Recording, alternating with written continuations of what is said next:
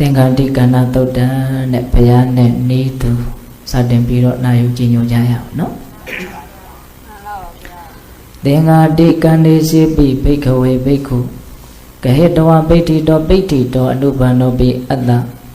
bari paraniki bano bikawe yahano mya ochitaro Mesya ngapaya I tengganti kane tengan zondo ko kahitwa sway kanywe biti do nauma Bahade ngapaya I chiroya nai Bahada mimi I chiyago niki bando nenchawe Nubando asindapsya like di sebi atta agere physigamu Yano de Ngapaya ye tengan zongo sway kain biro Ngapaya ye nauka ni biro Ngapaya nencha like de chiyago Pawa chija taja magwa No, adro tengan zongo sway biro Yanabaga like ni de soja basu That's why Yaswa Piane Kanago Yangaro alone need what no? Other Yaswa Pia Tengan Zongo Swakan Biro, Pawachi Jat Tajam Magua, like Biro, Neva do Leve, Eddie Boko and Belu Boko Mupini don't solo. Those are Hodi, a Beza Lucami to Teba Darago, Piabana Saito Eddie Boko Yasita Ajituiga, Peloti of Danjani don't solo she. Those are Toboko the A Beza look. Through one of Jessico, Matian Lugin, a Beza regal and Miani. Lugaro Yaswa Pia Tenganzongo, Swag and Beat of Pawaji, Tajamagua, like it. Tavi Metu Yasitaga, a Beza look, not a Beza alone Miani, a Beza Suraga, to Miam Jessico, Matian Lugin, say. No? Kame tu, Teba Tarago. Kame tu, Kamago Ayo no night, Teba Tarago. Yentando Tamembu, she Kamago Ayo in a twilight leve. A lumpian tendant, a memory that sailor, she needed. No? Piro Japana say Tori. 2 years later, they got pop janity. Sega did it turn a machine pop janity. Piro Wipana say Tor. Japana say Tor. Sidaga pop janity. Piro Badota Manathink a body.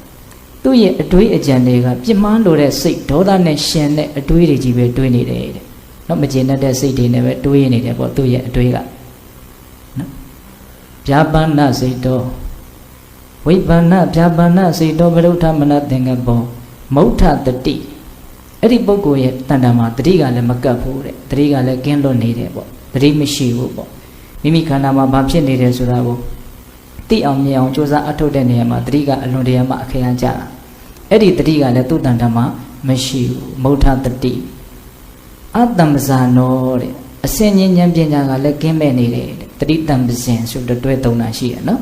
A thumbs so that Pianaga le Tutandama Richima, Mishi would. But you know, they are, you know, 2 years a duo, Macone as you do, Jordan, that's why I go mule of Jordan. And I will be about the rondo. Did each other Lina Ujime, no? Atamzano. Damazin de Ale came many like Piana Michiu. Piro Atama he dore. 2 years say my teeny musorale, Michiu, Tamari de Michiu. Daddy Macabu. Wait one now say to Sidale, a loma piano needed, don't loan needed. Madini on the Maga, Piano don't loan needed. Hola. Piro Baka ting the yore. 2 years Yesi Nana Lea Gosesure, in reach of Bahale, sounds eat at the ball, Michiu. Majina would keep not on Jena or not on me. Timyesi Nana Lea Gosina put the biro. Tuma Agudo Mepsi on Bama, tainting Tade the Bobama, Michiu. Miana never the biro level over pitching payment or the pitching payment. Jara never the video level over pitching payment or the pitching payment. Eddie Minion Giant Nanya Zayan Tijan 2 agent jump. Loba Toda Moha Mapshit on Tuma tainting Tade the ball, sounds eat at the ball, Bama Michiu. Di Dora Chopago. The Bama song shout at the ball, Michiu. Edaluda solution, no, the Eddie Bogoa. Yaswa Pia Tenganzongo Swag and Biro, Pawachi, Tajamagua, like Biro, Nevado Leve. Attack horse in the option, Toto Bogo, the Meshan Apiane Arkawa, Wigwa di Dadi, at a piano to ne Oji bed. No, and sang Apia di Leve, Tata Eddie Bogo, ne Arkawa, Wigwa di Dadi. Dumang and Widam, Male to ne Oji bed. Sagago Piodora, sees as a Piodora, no? Eddie said that they see him as when Eddie Bogo hung up Piane, Oji. 2 darling and a Widam, Mungale to ne Oji. Babulo le solo, a jump jacket in Yaswa Piana Piore. တရားကိုမမြင်ဘူးဆိုရင်ဒါဘုရားကိုမမြင်နိုင်ဘူးတဲ့နော်အကျင့်ပုဂ္ဂိုလ်တူတယောက်ဒီတရားကိုမြင်တဲ့သဘောမရှိဘူးအဲ့လိုတရားကိုမမြင်တဲ့ပုဂ္ဂိုလ်ဒီဒါမြတ်စွာဘုရားကိုမြင်တယ်လို့မဆိုနိုင်ဘူးဒါကြောင့်အဲ့ဒီပုဂ္ဂိုလ်ဒီငါနဲ့အလွန်နီးကပ်စွာနေတော်လဲပဲတရားကိုမမြင်တဲ့အတွက်ကြောင့်ငါဘုရားနဲ့နီးဖို့နေတာမြင်ကိုမမြင်ရဘူးဆိုတဲ့အဓိပ္ပာယ်ကိုမြတ်စွာဘုရားဟောနော်ဒါကြောင့်ပိဿပေါင်းသူတော်ကောင်းတို့ဘုရားနဲ့နီးတယ်ဘုရားနဲ့ဝေးတယ်ဆိုတာခန္ဓာကိုယ်ချင်းနီးတာဝေးတာကိုအဓိကကြည့်ပြီးတော့မြတ်စွာဘုရားဟောတာမဟုတ်ဘူးခန္ဓာကိုယ်ချင်းဘလို့ပဲနီးနေစေကမို့အကယ်၍ယခုနကပြောခဲ့တဲ့အင်မတန်ရုပ်ညံ့တဲ့သဘောတဘာဝ၉မျိုးနော်အဲ့ဒါရှိနေမယ်ဆိုရင်တော့အဲ့ဒါမြတ်စွာဘုရားနဲ့ဘလောက်ပဲခန္ဓာကိုယ်ကနီးနေတော့လည်းပဲသဘောတဘာဝအဖြစ်တော့အလွန်ဝေးတယ်ပေါ့အဲ့ဒီ၉မျိုးကိုပြန်ပြီးတော့တရားဓမ္မတို့ဥရှင်တို့မှတ်သားကြည့်မယ်နော်ဒါတွေကတရားဓမ္မတို့ဥရှင်တို့ပုထုဇဉ်ရဲ့တဏ္ဍမများသောအဖြစ်တော့ရှိနေတတ်တယ်ပေါ့နော်ရှိနေတတ်တယ်အဲ့ဒါပထမဘာပြောတုံးဆိုတော့အဘိဇ္ဇာလူတဲ့နော်အဘိဇ္ဇာတရားတွေများနေတယ်သူများပစ္စည်းကိုမတရားလိုချင်တယ်သူများပစ္စည်းကိုပစ္စည်းဖြစ်ရင်ကောင်းမှာပဲလို့မကြာခဏတွေးမိတယ်နော်အဲ့ဒါကိုအဘိဇ္ဇာတရားလို့ခေါ်အဲ့ဒီအဘိဇ္ဇာတရားတွေရှိနေမကောင်းအောင်ပေါ့နော်ပြီးတော့ကာမေတုတိဗ္ဗတာရာကောကာမဂုဏ်အာယုန်တွေရဲ့ပုံမှာအလွန်ပြင်းထန်စွာဆွဲလန်းတဲ့မမောတဲ့သဘောဟာလည်းပဲမကောင်းဘူးပေါ့နော်ကာမဂုဏ်အာယုန်ဆိုတာကပိဿပေါင်းသူတော်ကောင်းတို့အလုံးဒီလောက်ကတော့ကျွမ်းကျင်လိမ္မာကြပြီးသားလို့ဥစဉ်ထင်ပါတယ်နော်ကာမဂုဏ်အာယုန်ဆိုတာကအစဉ်မျိုးစုံရှိတယ်အတန်မျိုးစုံရှိတယ်အနတ်မျိုးစုံရှိတယ်အရာသာမျိုးစုံရှိတယ်အတွေ့အထိမျိုးစုံရှိတယ်ဒါတွေရဲ့ပုံမှာကိုကဆွဲလန်းတယ်မမောတယ်ဆွဲလန်းမမောတယ်ဆိုတဲ့နေရာမှာတော့တာမန်ပြောထားတာမဟုတ်တိတ်ပဆိုတာအလွန်ပြင်းပြင်းထန်ထန်နော်မရရင်မနေနိုင်မမြင်ရရင်မနေနိုင်မကြားရရင်မနေနိုင်ဟုတ်လားဒီဟာရဲ့ပုံမှာအလွန်မှဆွဲဆွဲလန်းလန်းတန်တန်မဲ့မဲ့ဖြစ်နေတာမျိုးဒါကာမဂုဏ်အာယုန်တွေရဲ့ပုံမှာအလွန်မှဆွဲလန်းမှုမမောမှုအားကြီးတယ်လို့ဆိုတာနှစ်ချက်ရှိသွားပြီနော်ပြီးတော့ဂျာပန်နာစိတ်တော်တဲ့ဖောက်ပြန်တဲ့စိတ်ရှိတယ်စိတ်ကပုံမှန်မဟုတ်ဘူးပေါ့ဟုတ်လားပုံမှန်မဟုတ်ဘူးဆိုတာကယူသွတ်နေတာမျိုးကိုဆိုလိုတာမဟုတ်နောက်စိတ်ရဲ့သဘောတဘာဝဖောက်ပြန်နေတယ်ဆိုတဲ့ကိုကစား तू ကောင်းတော့မကောင်းဘူးပေါ့ဟုတ်လားအေးဂျာပန်နာစိတ်တော်ဗဒုဋ္ဌမနသင်္ကပ္ပောတဲ့နော်လေးခုမြောက်ကဗဒုဋ္ဌမနသင်္ကပ္ပောဆိုတာဗဒုဋ္ဌဆိုတာကပြင်းမှားလို့တဲ့စိတ်ကြမ်းထမ်းတဲ့စိတ်တစုံတယောက်ကိုပျက်စီးသွားသေးလို့လားဆင်းရဲသွားသေးလို့လားနော်ဒေါသပြတ်ထမ်းတဲ့သဘောပါပဲအေးသင်္ကပ္ပဆိုတာကအတွေးကြံပေါ့နော်ဗဒုဋ္ဌမနသင်္ကပ္ပောဆိုတာသူ့ရဲ့စိတ်ထဲမှာပြင်းမှားလို့တဲ့စိတ်ပျက်စီးဆိုတဲ့စိတ်တွေနဲ့တွေးကြံနေတတ်တဲ့သဘောကိုဒါဗဒုဋ္ဌမနသင်္ကပ္ပလို့ခေါ်အဲ့ဒါရှိနေရင်လည်းပဲဒါဘုရားနဲ့မနေဘူးဘုရားနဲ့ဝေးတယ်ပေါ့ဟုတ်လား၄မျိုးရှိသွားပြီနော်ပြီးရင်မုဋ္ဌတတိတဲ့တတိကင်းလွတ်တယ်တတိဆိုတာကဒီနေရာမှာဦးရှင်တို့ပေးတဲ့ပေါင်းတော်တို့ဖြစ်ပြီးသားတွေကိုပြန်ပြီးတော့အမှတ်ရတာကိုလည်းပဲတတိလို့တချို့ပြောကြတာရှိရပေါ့နော်ဒီနေရာမှာဆိုလိုတဲ့တတိကအဲ့ဒီတတိကိုဆိုလိုတာမဟုတ်ဘူးဟုတ်လားကိုယ်ခန္ဓာမှာဘာဖြစ်နေတယ်လဲဆိုတာကိုသိတယ်အမှတ်ရတတ်တဲ့တတိကိုဆိုလိုတာနော်တဲ့တဲ့ပြောရလို့ရှိရင်သတိပဋ္ဌာန်တရား၄ပါးမှာပါတဲ့တတိပေါ့နော်ယောဂါယပိုင်းဆရာကိုသိနေမယ်ခံစားချက်ဝေဒနာကိုသိနေမယ်ဟုတ်လားစိတ်တွေဖြစ်တိုင်းသိနေမယ်ဓမ္မတဘာဝတွေဖြစ်တိုင်းသိနေမယ်ဆိုရင်ဒါတတိကအကြီးအကဲနေရာနဲ့ပါနေတယ်အဲ့ဒီတတိမျိုးအဲ့ဒီပုဂ္ဂိုလ်တဏ္ဍာမှာမရှိဘူးတတိခင်းနေတယ်ခန္ဓာပေါ်မှာတတိကတ်ထားတဲ့သဘောမရှိဘူးနော်အဲ့ဒါကိုဘာလို့မုဋ္ဌတတိတဲ့ဒါဆိုရင်လည်းဘုရားနဲ့ဝေးတယ်ပေါ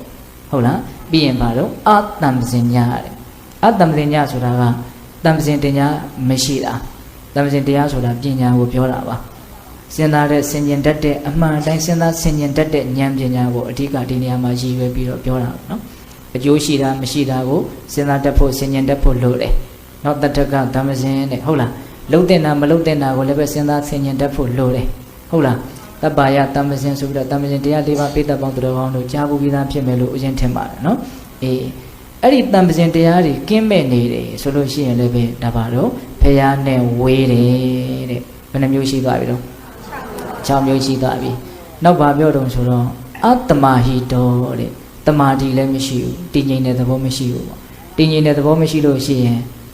မှန်မှန်ကန်ကန်သိတယ်နားလည်တယ်မြင်တယ်ဆိုတဲ့ဉာဏ်ဆိုတာဖြစ်เสียအကြောင်းမရှိဘူးဒါကြောင့်တမာတိတရားဆိုတာကလည်းတန်ဖိုးရှိတဲ့အရာပေါ့အဲ့ဒီတန်ဖိုးရှိတယ်လို့ဆိုတဲ့အဲ့ဒီတမာတိတရားကလည်းသူ့တန်တမ်းမှာမရှိဘူးတဲ့ဒါဆိုရင်လည်းဘုရားနဲ့ဝေးတယ်ပေါ့ဟုတ်လားအေးပြီးတော့ဘာပြောတော့တမာဟိတောပြီးတော့ဝိပ္ပန္နစိတ်တော်တမာတိမရှိုံမျှတယ်မကားဘူးအလွန်မှသူ့ရဲ့စိတ်ဟာတုန်လှုပ်နေတယ်ပြန့်လွင့်နေတယ်ဘာမှသူဟာဟိုတည်တည်ငြိမ်ငြိမ်စူးစီးထားတဲ့သဘောမျိုးဘာမှမရှိဘူးအလွန်တရာမှတုန်လှုပ်နေတဲ့သဘောရှိတယ် ဒါဆိုရင်လည်းပဲဘုရားနဲ့ဝေးတယ်ပေါ့အေးနောက်ဆုံး9ခုမြောက်ကတော့သူကတော်တော်စဉ်းစားတဲ့အကောင်းတယ်ပါကတိန်တရီရောတဲ့အိန္ဒြေကိုစောင့်စည်းတဲ့သဘောဘာမှမရှိဘူးမျက်စိနာနာလျှာကိုစိတ်ကိုစောင့်စည်းတဲ့သဘောဘာမှမရှိဘူးနော်မျက်စိနာနာလျှာကိုစိတ်ကိုအရင်တို့အိန္ဒြေ6ပါးလို့လဲဆိုသလိုဓာရ6ပါးလို့ကမပြောဘူးလားကြတယ်ဓာရဆိုတာတကားပေါက်ပေါ့နော်ဒီတကားပေါက်ကနေပြီးတော့အာယုန်တွေဟာဒါဝင်ထွက်သွားလာနေတယ်လို့တင်စားပြီးတော့ပြောလို့မရဘူးလားအေးအဲ့ဒါလို့အာယုန်တွေနဲ့ဒီဓာရတွေနဲ့ထိခိုက်တဲ့အခါမှာကိုကတတိအဆောင်ရှောက်မထားနိုင်ဘူးစောင့်စည်းမှုမရှိဘူးဆိုလို့ရှိရင်လိုချင်စရာလို့ထင်ရင်ဒါလောဘဖြစ်မယ်ပေါ့မကျင်တတ်စရာလို့ထင်ရင်ဒါဒေါသဖြစ်မယ်ပေါ့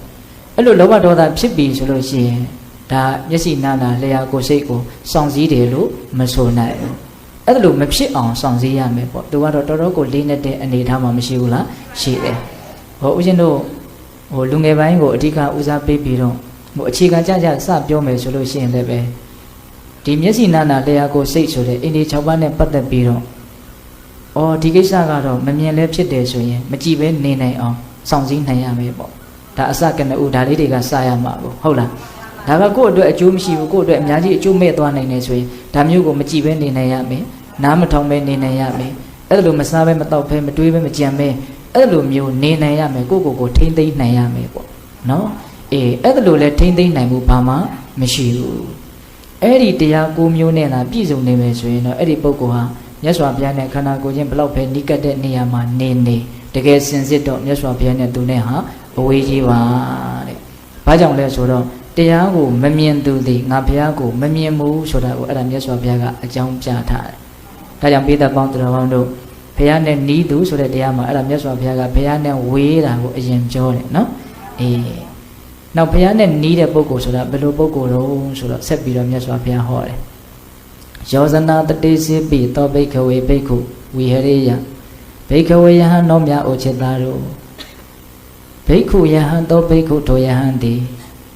ယောဇနာတတိငါဖယားနဲ့ယူဇနာတရားဝေးကွာသောအရက်၌ပင်တော်မှလေစေဝိဟရိယအကယ်၍နေစေကမူဟောယဟန်တစ်ပါးကတော့ပုဂ္ဂိုလ်တယောက်ကတော့ငါနဲ့ယူဇနာတရားဝေးတဲ့အရက်ဒေသမှာနေနေတယ်တဲ့ခန္ဓာကိုယ်ချင်းကတော့အဝေးကြီးပေါ့နော်အေးဒါပေမဲ့လို့သူ့ရဲ့စိတ်အတွင်းတန်တန်မှာဘလို့အည်သွေးတွေရှိနေတော့ဆိုတော့သောဇတို့ပုဂ္ဂိုလ်သည်အနဘိဇာလူအဘိဇာတရားကင်းသည်ဟောအဲ့ဒီပုဂ္ဂိုလ်ရဲ့တန်တန်မှာအဘိဇာခုနကတော့ပြောခဲ့တဲ့အဘိဇာမရှိဘူးเนาะသူတော်ပစ္စည်းကိုမတရားလိုချင်တဲ့အဘိဇာမရှိဘူးเนาะကာမေတုနတိဗ္ဗတာရာကောကာမဂုဏ်အာယုန်ရဲ့ပုံမှာပြင်းပြင်းထန်ထန်မက်မောတယ်ဆိုတာမရှိဘူးเนาะပြီးတော့ဗျာအဗျာပါဏစိတ်တော့နော်ဖောက်ပြန်တဲ့စိတ်လည်းမရှိဘူးနော်ပြီးတော့အဘဒုဋ္ဌမနသင်္ကပ္ပောတဲ့နော်သူတစ်ပါးကိုပြင်မလို့တဲ့ပျက်စီးစီလို့တဲ့အဲ့ဒါလိုအတွေးအကြံတွေလည်းမရှိဘူးဟုတ်လားပြီးတော့ဥပဋိဋ္ဌတတိလည်းရှိတယ်တဲ့ခန္ဓာကိုယ်မှာထင်တဲ့တတိရှိရဲ့ပေါ့နော်ပြီးတော့တမ္ပဇင်ညတမ္ပဇင်တရားလည်းသူ့မှာရှိတယ်ပြီးတော့တမာဟိတတမာတိတရားလည်းသူ့မှာရှိတယ်ဟုတ်လားပြီးတော့ဦးဇင်းတို့ဧကကနော်ဧကကစိတ်တော့နော်တည်ငြိမ်တဲ့စိတ်နော်တဖြောင်းလဲထားနိုင်တဲ့စိတ်ပေါ့ဟုတ်လားဧကကစိတ်တော့တဖြောင်းလဲထားနိုင်တဲ့နော်အလွန်တည်ငြိမ်တဲ့စိတ်လည်းသူ့မှာရှိတယ်ပြီးတော့ဦးဇင်းတို့တန်ဟုသူတန်ဟုတော့တဲ့အိန္ဒြေကိုကောင်းစွာစောင့်စည်းထားတဲ့သဘောလည်းရှိတယ်ဟောသူလည်းပဲ9မျိုးပဲနော်ဧကကစိတ်တော့တန်ဟုတိန္ဒြေရောအဲ့ဒီအင်္ဂါရက်9ပါးနဲ့အဲ့ဒီအည်အသွေး9မျိုးနဲ့သာပြည့်စုံမယ်ဆိုရင်တော့စောစောကပြောသလိုယူဇနာတရားမှာဝေးတဲ့အရက်ဒေသမှာမြတ်စွာဘုရားနဲ့အလွန်ဝေးတဲ့အရက်ဒေသမှာနေတော်လဲပဲအဲ့ဒီပုဂ္ဂိုလ်အဲ့ဒီယဟန်ဟာဒါဘုရားနဲ့နီးတယ်တဲ့နော်အထာခောဆင်းစစ်တော်ကသောဇံဘိက္ခုထိုယဟန်သည်မေရှံငါဘုရားနဲ့တန်တိကေဝနေသည်သာလင်ဒီနော်အဟိံငါဘုရားသည်လေတတ်တန်ထိုပုဂ္ဂိုလ်နဲ့တန်တိကေဝနေသည်သာဒီနော်ဒီအည်သွေး9မျိုးနဲ့သာပြည့်စုံမယ်ဆိုရင်ခန္ဓာကိုယ်ချင်းကဘလောက်ပဲဝေးနေနေအဲ့ဒါမြတ်စွာဘုရားနဲ့နီးတယ်လို့မြတ်စွာဘုရားကပြောတယ်။ဘာကြောင့်မြတ်စွာဘုရားနဲ့နီးတယ်လို့ပြောရတော့ဆိုတော့အကြောင်းပြချက်ကတရားကိုမြင်သောပုဂ္ဂိုလ်ဒီဘုရားကိုမြင်လို့ပါပဲတဲ့။ဟုတ်ရဲ့လား။တရားကိုမြင်ရင်ဘုရားကိုမြင်တယ်ပေါ့။ဒါကြောင့်ပိဋကပေါင်းတော်ကောင်းတို့ဘုရားနဲ့နီးဖို့အတွက်ရှိရမယ့်အည်အသွေး9မျိုးဟုတ်လား။ရှိရမယ့်အည်အသွေး9မျိုးအဲ့ဒါကိုပိဋကပေါင်းတော်ကောင်းတို့နည်းနည်းပြန်ပြီးတော့နှလုံးသွင်းကြည့်မယ်နော်။အေးနံပါတ်1ပါတော့ဆိုတော့အနဘိဇာလို့တဲ့အဘိဇာတရားမရှိရ နော်သူတော်ပစ္စည်းမတရားလိုချင်တဲ့သူပစ္စည်းကိုပစ္စည်းဖြစ်ချင်တဲ့စိတ်မရှိရဘူးဒါဆိုလို့ချင်းဘုရားနဲ့နီးမယ်ပေါ့ဟုတ်ရဲ့လားပြီးတော့ကာမေတုနတိဗ္ဗတာရာကောကာမဂုဏ်အာယုန်ရဲ့ပုံမှာပြင်းထန်တဲ့နော်ပြင်းထန်တဲ့ဆွဲလန်းမှုမရှိရဘူးဆိုတော့သူကအလွန်ပြင်းပြင်းထန်ထန်တက်တက်မဲ့မဲ့ကြီးဖြစ်တာကြီးကမကောင်းဘူးဆိုတဲ့အဓိပ္ပာယ်ပေါ့ဟုတ်လားဟိုပုထုဇဉ်တဘာဝကာမဂုဏ်အာယုန်ရဲ့ပုံမှာဆွဲလန်းမဲ့မောတဲ့စိတ်အထိုက်လျောက်ဆိုတာတော့ဒါရှိကြတာပေါ့လေသို့တော့ဒီဒေသနာတော်ကိုဦးဇင်းတို့တေးချာချာစဉ်းစားကြည့်တဲ့အခါကျတော့သူကတိဗ္ဗတာရာကောအလွန်ပြင်းထန်တဲ့ຢာကပေါ့အဲ့ဒါကတော့တော်တော်ကိုမကောင်းဘူးပေါ့ဟုတ်ရဲ့လားဒါကြောင့်ကာမဂုဏ်အာယုန်ရဲ့ပုံမှာပြင်းထန်တဲ့ຢာကမရှိဘူးဆိုလို့ရှိရင်ဒါလည်းပဲမြတ်စွာဘုရားနဲ့နေရပေါ့ဟုတ်ရဲ့လားအေးပြီးတော့အဗျာပါဏစိတ်တော်တဲ့နော်မဖောက်ပြန်တဲ့စိတ်ရှိတယ်နော်ပြီးတော့အဘဒုဋ္ဌမနသင်္ကံပေါ်တဲ့သူ့ရဲ့အတွေးကြံတွေကပျက်စီးစေလိုမှုနော်ပြစ်မှားလိုတဲ့စိတ်ဒါတွေနဲ့တွေးကြံနေတာမျိုးမရှိဘူးဟုတ်လားဒီဒါဆိုရင်လည်းပါလေဘုရားနဲ့နေတယ်ပြီးတော့ဦးဇင်းတို့ဥပဋ္ဌိတတတိတဲ့နော်ခန္ဓာမှာထင်တဲ့တတိရှိရမယ်ဒီစကားလေးကအလုံးမကြစ်လက်တယ်လို့ဦးဇင်းထင်တယ်နော်ကိုယ့်ရဲ့ခန္ဓာကိုယ်ပေါ်မှာတတိထားရမယ်ဆိုတဲ့အဓိပ္ပာယ်နော်တတိဆိုတာကခုနတုန်းကလည်းနည်းနည်းဒါဦးဇင်းတို့ပြောလိုက်ပါတယ်နော်ဒီခန္ဓာရဲ့သဘောတဘာဝကိုအမှန်တိုင်းသိအောင်ကြိုးစားအထောက်တဲ့နေရာမှာတတိကအလွန်မှအခရာကျတယ်အဓိကကျတယ်ပေါ့တတိမပါလို့ခန္ဓာရဲ့အမှန်တဘာဝကိုသိဖို့မဖြစ်နိုင်တတိမပါလို့ရှိရင်ဒါကြောင့်တတိရှိကိုရှိရမယ်နော်တတိပဋ္ဌာန်တရားကိုစွမ်းစွမ်းတတ်မှကြိုးစားအထောက်ရမယ်ဆိုတဲ့အဓိပ္ပာယ်ပါပဲအဲ့ဒါလို့တတိဆွဲမြဲပြီးတော့ရှိမယ်ခန္ဓာမှာတတိထင်မယ်ဆိုလို့ရှိရင်အဲ့ဒီအချိန်မှာပါတော့ကိုဘုရားနဲ့နေတယ်ပေါ့ဟုတ်လားအေးပြီးတော့ဦးဇင်းတို့တန်ပဇင်ညာတဲ့နော်တန်ပဇင်တရားလည်းရှိရမယ်ဒီနေရာမှာတတိရှိရင်လည်းပဲတန်ပဇင်တရားဆိုတာကကပ်ပြီးတော့ပါမလာပြီဘူးလားပါလာမယ်နော်သိတင်သိလိုက်တာကိုအမှန်တိုင်းသိတဲ့ဉာဏ်ပညာဒါတတိရဲ့စွမ်းအားတတိကြောင့်ဖြစ်မလာနိုင်ပြီဘူးလားဖြစ်လာနိုင်တယ်အေးအဲ့ဒါလို့တန်ပဇင်တရားရှိလာပြီစဉ်းစားတတ်တဲ့ဆင်ခြင်တတ်တဲ့မှန်မှန်ကန်ကန်နားလည်တတ်တဲ့ဒီဉာဏ်ပညာဖြစ်လာပြီဆိုရင်ဒါလည်းပဲပါတော့ဘုရားနဲ့နေပါလေတဲ့ဟုတ်လားအေးပြီးတော့ပါတော့တမာဟိတာတဲ့တည်ငြိမ်တဲ့စိတ်ရှိရဒါကလည်းပဲဦးဇင်းတို့အခြေခံအပြင်တတိပေါ်မှာပဲအဓိကမူတည်နေမယ်လို့ထင်ပါတယ်နော်အေးတမာတိတရားရှိရတည်ငြိမ်တဲ့စိတ်ဆိုတာရှိမှနော်တမာဟိတောဘိက္ခွေယထာဝုဒ္ဓမဇာနာတိမှန်မှန်ကန်ကန်သိတယ်ဆိုတဲ့ဉာဏ်ပညာဟာတည်ငြိမ်မှုကိုအခြေခံမှဖြစ်နိုင်တာကိုဟုတ်လားအေးဒါကြောင့်တည်တည်ငြိမ်ငြိမ်ရှိပြီဆိုလို့ရှိရင်လည်းပဲဒါပါလို့ဘုရားနဲ့နေတယ်တဲ့ဟုတ်လားအေးတမာဟိတောပြီးတော့ဦးဇင်းတို့ဧကကစိတ်တော်နော်အလွန်တည်ငြိမ်တဲ့စိတ်ရှိရဟုတ်လားတခုလေးသောအာယုံမှာစိတ်ကိုထားနိုင်တဲ့သဘောပေါ့နော်ဒီဓမ္မသဘောဝတွေရဲ့ပုံမှာစိတ်ကိုတည်တည်ငြိမ်ငြိမ်ထားနိုင်တဲ့သဘောဟုတ်လားတမာတိပါပဲသူလည်းပဲနော်အေးအဲ့ဒါရှိလို့ရှိရင်လည်းပါတော့ဘုရားနဲ့နေတယ်နောက်ဆုံးအရည်သွေးကတော့သူတန်ဝုတော်တဲ့နော်သူတန်ဝုဒ္ဒဆိုတာကသူတန်ဝုတိန်တရီရောနော်အိန္ဒြေကိုကောင်းစွာစောင့်စည်းထားတဲ့သဘောဟုတ်လားမျက်စိနာနာလျှာကိုစိတ်ဆိုတဲ့ဒီတကား6ပေါက်ကိုတတိအဆောင်အကျက်ထားပြီးတော့ကောင်းကောင်းစောင့်စည်းနိုင်တဲ့သဘောရှိရဒါမှမြတ်စွာဘုရားနဲ့နေမယ်ပေါ့အဲ့တော့ပိဋကပေါင်းသူတော်ကောင်းတို့ဒီအိန္ဒြေကိုစောင့်စည်းဖို့ဆိုတဲ့နေရာမှာလည်းပဲအဓိကကတော့တတိပါပဲဟုတ်ရဲ့လားတတိရှိမှအိန္ဒြေကိုကောင်းကောင်းစောင့်စည်းနိုင်မှာဒါကြောင့်မိမိတို့ရဲ့မျက်စိနာနာလျှာကိုစိတ်ကိုနော်ဒါနဲ့မြင်တာနဲ့ပတ်သက်ပြီးတော့ကြားတာနဲ့ပတ်သက်ပြီးတော့နန္ဒစားတာထိတာတွေးတာနဲ့ပတ်သက်ပြီးတော့နော်တတ်နိုင်တယ်မြအကုသိုလ်မဖြစ်ရအောင်ထိမ့်သိမ်းကြဖို့စောင့်စည်းကြဖို့မလိုဘူးလားလိုတယ်အဲ့ဒါလိုထိမ့်သိမ်းနိုင်မယ်စောင့်စည်းနိုင်မယ်ဆိုရင်ထိမ့်သိမ်းနိုင်မှုစောင့်စည်းနိုင်မှုရှိတာနဲ့အမျှအဲ့ဒါမြတ်စွာဘုရားနဲ့ကိုယ်နဲ့နေတယ်အဲ့တော့ဦးဇင်းတို့ပိဋကပေါင်းသူတော်ကောင်းတို့ဒီဒေသနာအရာနော်တည်တည်ချာချာစဉ်းစားကြည့်မယ်ဆိုရင်တရားဓမ္မတို့ဦးဇင်းတို့တွေဟာမြတ်စွာဘုရားနဲ့ဝေးတလဲနေတလဲဖြစ်နေမယ်လို့ထင်တယ်ဟုတ်လားအောင်စမကောင်းတဲ့သဘောတွေကလည်းကိုယ်ကပယ်နိုင်သေးဘူးလေဟုတ်လားယခုနကပြောခဲ့တဲ့အင်မတန်ညံ့ဖျင်းတဲ့အနေအထားတွေကလည်းတခါတည်းမရှိဘူးလားရှိတယ်ဒီအဲ့ဒီအနေအထားမျိုးရှိနေပြီဆိုတော့အဲ့ဒီအချိန်ကတော့အရာဘုရားနဲ့ကိုယ်နဲ့ဝေးနေတာပဲဟုတ်ရဲ့လားခုနတုန်းကမြင့်မြတ်တဲ့အည်သွေးကိုမျိုးနဲ့ပြည့်စုံနေတဲ့အချိန်နော်အဲ့ဒီအည်သွေးကိုမျိုးတစ်မျိုးမျိုးရှိနေတဲ့အချိန်အဲ့ဒီအချိန်မှာတော့ကိုဟာပါတော့ဘုရားနဲ့နီးနေတယ်ဟုတ်လားဒါကြောင့်ကိုယ်နဲ့ဘုရားနဲ့နီးဖို့အတွက်ကိုယ်မှာအည်သွေးကောင်းကောင်းရှိဖို့လိုတယ်ကိုယ့်ရဲ့စိတ်ဓာတ်ကလေးတွေမွန်မြတ်ဖို့လိုတယ်ပေါ့အဲ့တော့ဦးဇင်းတို့ပိဋကပေါင်းသူတော်ကောင်းတို့မြတ်စွာဘုရားကတော့ဒီစိတ်ဓာတ်ရဲ့မြင့်မြတ်တဲ့သဘောစိတ်ဓာတ်ရဲ့ယုံညံ့တဲ့သဘောတွေကိုဒါဟောဟာတာအမျိုးမျိုးနဲ့ခွဲခြမ်းစိတ်ဖြာဝေဖန်ပြီးတော့ဟောသွားတာပဲအဲ့တော့ဦးဇင်းတို့အကျမ်းမြင့်လေးအနှစ်ချုပ်ပြောရမယ်ဆိုရင်တော့ နော်လောဘဒေါသမောဟကိလေသာတွေများတယ်ဆိုလို့ရှိရင်ဒါမြတ်စွာဘုရားနဲ့ဝေးတာပါပဲဟုတ်တယ်မဟုတ်လား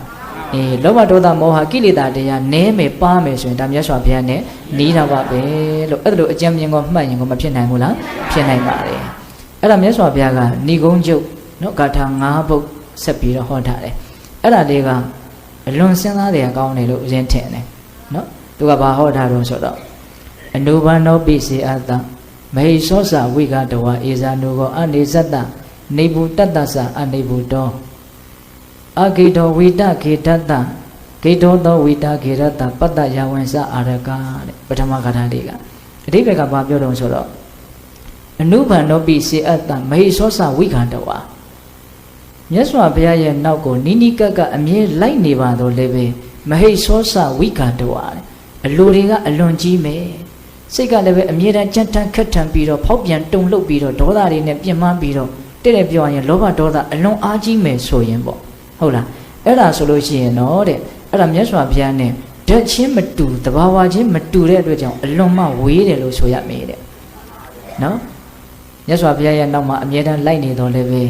နော်အလိုကကြီးမယ်ဒေါသကကြီးမယ်ဆိုရင်တော့မြတ်စွာဘုရားနဲ့တဘာဝချင်းမတူတဲ့အတွက်ကြောင့်အဲ့ဒီပုဂ္ဂိုလ်ကမြတ်စွာဘုရားနဲ့ဝေးတယ်တဲ့အဲ့ဒါမြတ်စွာဘုရားနဲ့တဘာဝချင်းမတူဘူးဆိုတာကိုအဲ့ဒီမှာ၃ချက်ပြတယ်ဗျ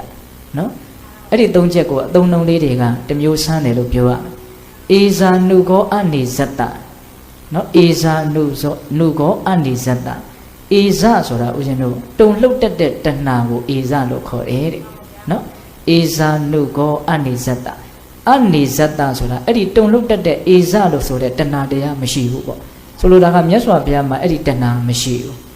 းနော်ဒါပေမဲ့လို့အဲ့ဒီပုဂ္ဂိုလ်ကအေဇာနုကောတဲ့တုံလှုပ်တဲ့တဏှာရဲ့နောက်ကိုအစဉ်လိုက်နေတယ်ဆိုလိုတာကသူ့တန်တာမှာတုံလှုပ်တတ်တဲ့အလိုဆန္ဒတွေအမြဲတမ်းရှိနေတယ်ပေါ့မြတ်စွာဘုရားရဲ့တန်တာမှာအဲ့ဒီတုံလှုပ်တတ်တဲ့အလိုဆန္ဒဆိုတဲ့တဏှာမရှိဘူးဒါကြောင့်မို့လို့မြတ်စွာဘုရားနဲ့အဲ့ဒီပုဂ္ဂိုလ်နဲ့သဘောတဘာဝချင်းမတူဘူးပေါ့တဲ့ပြောရရင်မြတ်စွာဘုရားကအလိုဆန္ဒဆိုတဲ့တဏှာကင်းတယ်အဲ့ဒီပုဂ္ဂိုလ်ကအလိုဆန္ဒဆိုတဲ့တဏှာရှိနေတယ်များနေတယ်ကြီးနေတယ်အဲ့ဒါဆိုလို့ရှိရင်မြတ်စွာဘုရားနဲ့သဘောတဘာဝချင်းမတူဘူးတဲ့ဒါကြောင့်မလို့အဲ့ဒီပုဂ္ဂိုလ်ကမြတ်စွာဘုရားနဲ့ဝေးတယ်တဲ့ဟောဒါတစ်ချက်ပြောတယ်နော်ဧဇာနုကောအနေဇတ္တနိဗ္ဗုတတ္တအနိဗ္ဗုတောဟောမြတ်စွာဘုရားကနိဗ္ဗုတတ္တအလွန်မှငြိမ်းချမ်းတဲ့သဘောရှိတယ်မြတ်စွာဘုရားကအလွန်မှငြိမ်းချမ်းတဲ့သဘောရှိတယ်ဒါပေမဲ့အဲ့ဒီပုဂ္ဂိုလ်ကတော့အနိဗ္ဗုတတ္တအနိဗ္ဗုတောတဲ့အလွန်မှမငြိမ်းချမ်းတဲ့ပုဂ္ဂိုလ်ဖြစ်တယ်တက်ချင်းတူသလားမတူဘူးတဘာဝချင်းတူလားမတူဘူးမြတ်စွာဘုရားကငြိမ်းချမ်းတယ်အဲ့ဒီပုဂ္ဂိုလ်ကမငြိမ်းချမ်းဘူးဒါကြောင့်အဲ့ဒီပုဂ္ဂိုလ်နဲ့မြတ်စွာဘုရားသည်ဝေးတယ်ဒီနေ့မှာပိဿပေါင်းတော်ကောင်းတို့ငြိမ်းချမ်းတယ်မငြိမ်းချမ်းဘူးဆိုတာကနော်ကိရိတာအနေအများကိုပဲအဓိကပြောတာပါတာမန်အဖြစ်ဦးဇင်းတို့ပြောရရင်နော်လောဘဒေါသမောဟအားကြီးတယ်ဆိုလို့ရှိရင်ဒါဘယ်လိုမှငြိမ်းချမ်းလို့မရနော်အလိုဆန္ဒရှိနေရင်ငြိမ်းချမ်းတယ်လို့မဆိုနိုင်ဘူးမကျေနပ်မှုတွေရှိနေရင်ငြိမ်းချမ်းတယ်လို့မဆိုနိုင်ဘူးနော်တဘာဝတရားတွေကိုအမှန်တိုင်းသိပြီးတော့မနေဘူးဆိုရင်နော်ငြိမ်းချမ်းတယ်လို့မဆိုနိုင်ဘူးဟုတ်လားအဲ့လိုမငြိမ်းချမ်းသောပုဂ္ဂိုလ်သည်ငြိမ်းချမ်းသောမြတ်စွာဘုရားနဲ့အလွန်ဝေးပါတယ်တဲ့ဟုတ်လားနှစ်ချက်ရှိသွားပြီနော်မြတ်စွာဘုရားကအလိုဆန္ဒဆိုတဲ့တုံလုံးတက်တဲ့တဏှာကင်းတော်မူတယ်ကိုကအလိုဆန္ဒဆိုတဲ့တုံလုံးတက်တဲ့တဏှာတွေအများကြီးရှိနေမယ်ဆိုရင်တော့ဘုရားနဲ့ဘယ်လိုမှနီးလို့မရဝေးနေဟုတ်လားမြတ်စွာဘုရားကလောဘဒေါသမောဟကြောင့်နော်မငြိမ်းချမ်းတဲ့သဘောဘာမှမရှိဘူးအလွန်တရာမှငြိမ်းချမ်းတော်မူတယ်ဟာကိုကမငြိမ်းမချမ်းဖြစ်နေမယ်ဆိုရင်တော့အဲ့ဒါမြတ်စွာဘုရားနဲ့ကိုယ်နဲ့ဘယ်လိုမှနီးတယ်လို့မဆိုနိုင်ဘူးနော်ပတ္တယာဝံစအာရကအဲ့ဒါဘလောက်ဝေးတယ်လဲဆိုတာမြင်အောင်ကြည့်ပါလို့တောင်မြတ်စွာဘုရားပြောတာနော်တဘာဝချင်းမတူလို့ဝေးတယ်လို့ပြောတာနော်လူချင်းကတော့ကတ်ထိုင်ရင်ထိုင်နေမယ်ပေါ့ဟုတ်လားသို့တော်သဘောတဘာဝချင်းကမတူဘူးတဲ့နှစ်ချက်ရှိပြီနော်အနုဘာနောပိစီအတ္တမေသောဇဝိကတဝဧဇာနုကောအနေဇတ္တနိဗ္ဗုတတ္တအနိဗ္ဗုတောဂိတောသောဝိတာဂေရတပတ္တယဝံစအာရကဟောဂိတောသောဝိတာဂေရတမြတ်စွာဘုရားကဝိတာဂေရတဂေရဆိုတဲ့မက်မောခြင်းကင်းတော်မူတယ်တဲ့မြတ်စွာဘုရားမှာမက်မောတယ်ဆိုတာမရှိနော်ဘယ်လောက်မက်မောစရာကောင်းတဲ့အရာကိုတွေ့လို့မှမမက်မောနော်ဒါပေမဲ့လို့အဲ့ဒီပုဂ္ဂိုလ်ကဂိတ်တော်တော်တဲ့နော်အဲ့ဒီပုဂ္ဂိုလ်ကမက်မောမှုအားကြီးနေတယ်ဒါဆိုလို့ရှိရင်မြတ်စွာဘုရားနဲ့သူနဲ့ကတဘာဝချင်းမတူတော့ဘူးနော်တဘာဝချင်းမတူတဲ့အတွက်ကြောင့်အလွန်ဝေးသွားတယ်တဲ့အဲ့ဒါပိဋကပေါင်းတော်ကောင်းတို့မြတ်စွာဘုရားရဲ့ဒေသနာတွေဆိုတာကနော်ကောင်းစီခြင်းတို့ကောင်းမြတ်မှုဘက်ကိုရောက်အောင်ဒါဟောတာပါပဲ ဒါဒီအချက်မှာမြတ်စွာဘုရားရဲ့ကောင်းမြတ်မှုတွေကိုပြပြီးတော့ကိုယ့်ရဲ့ကောင်းကျင်တဲ့စိတ်ကိုကြီးထွားလာအောင်တော့ကြိုးစားဖို့မလိုဘူးလားအဲ့လိုကြိုးစားမဲ့နေရာမှာလည်းပဲဒီစကလုံးလေးတွေဟာတွန်းအားပေးမယ်လို့တော့ဦးဇင်းကထင်တယ်ဟုတ်လားဒါကြောင့်ပထမဒီကထာလေးပေးတဲ့ပေါင်းသူတော်ကောင်းတို့အလွတ်ရမယ်ဆိုရင်အတော့ကောင်းမယ်နော်အနုဘန္နောပိစေအတ္တမေသောဇဝိကတဝဧဇာနုကောအနေဇတ္တနေဘုတတ္တအနေဘုတောဂိတောသောဝိတာဂေရတပတ္တယဝင်္စအာရကနော်လူကမြတ်စွာဘုရားနောက်ကိုကပ်ပြီးတော့လိုက်နေတော့လည်းပဲအလိုဆန္ဒတွေရှိနေမယ်ဆိုရင်မြတ်စွာဘုရားကအလိုဆန္ဒကင်းတဲ့အတွက်ကြောင့်အဲ့ဒီလူနဲ့မြတ်စွာဘုရားနဲ့မတူဘူးဝေးတယ်ဟုတ်လားလူကမြတ်စွာဘုရားရဲ့နောက်ကိုကပ်လိုက်နေပါတော့လည်းပဲမြတ်စွာဘုရားကအလွန်ငြိမ်းချမ်းတော်မူတယ်အဲ့ဒီပုဂ္ဂိုလ်ကအလွန်ကိုမငြိမ်းမချမ်းဖြစ်နေတယ်ဆိုရင်အဲ့ဒါမြတ်စွာဘုရားနဲ့ဝေးတယ်ဟုတ်လားလူကမြတ်စွာဘုရားရဲ့နောက်ကိုကပ်ပြီးတော့လိုက်နေပါတော့လည်းပဲမြတ်စွာဘုရားရဲ့တန်တန်မှာမမောမှုဆိုတာဘာမှမရှိဘူးသူကမမောမှုတွေရှိနေမယ်ဆိုရင်တော့တဘာဝချင်းမတူလို့အလွန်မှဝေးတယ်တဲ့ဟုတ်လားဒါကြောင့်ပေးတဲ့ပေါင်းသူတော်ကောင်းတို့နီးတယ်ဝေးတယ်ဆိုတာအမြင်ကိုကြည့်ပြီးတော့ပြောတာမဟုတ်ဘူးသူ့ရဲ့တဘာဝကိုကြည့်ပြီးတော့ပြောတာဟုတ်ရဲ့လားနော်တဘာဝချင်းမတူရင်ဝေးတယ်ဓာတ်ချင်းမတူရင်ဝေးတယ်အဲ့တော့ဒါကြောင့်ပေးတဲ့ပေါင်းသူတော်ကောင်းတို့တစ်ခါတလေဟိုဒီဒေသနာလေးနဲ့ပတ်သက်ပြီးတော့နည်းနည်းကြည်ကြည်ပြည့်ပြည့်စဉ်းစားကြည့်ပါလားလူတွေလည်းပဲတယောက်နဲ့တယောက်တချို့ဓာတ်ချင်းမတူဘူးနော်ဓာတ်ဆိုတာကစိတ်ဓာတ်ကိုဒီနေရာမှာရည်ရွယ်ပြောတာပါစိတ်ဓာတ်ကမတူဘူးနော်တချို့ကတစ်မျိုးဟာတချို့ကတစ်မျိုးနော်စိတ်ဓာတ်ချင်းမတူဘူးဆိုလို့ရှိရင်ပေါင်းလို့လည်းမရဘူးနီးနီးဆက်ဆက်ဟိုပေါင်းတင်ဆက်ဆံဖို့လည်းမလွယ်ဘူးပေါ့ဟုတ်ရဲ့လားအေးဒါကြောင့်ပေးတဲ့ပေါင်းသူတော်ကောင်းတို့ဘုရားနဲ့ဝေးတယ်ဆိုတဲ့နေရာမှာဒီအချက်ကလေး၃ချက်ကိုလည်းပဲကင်ပြီးတော့စဉ်းစားတတ်ရမယ်ပေါ့နော်မြတ်စွာဘုရားက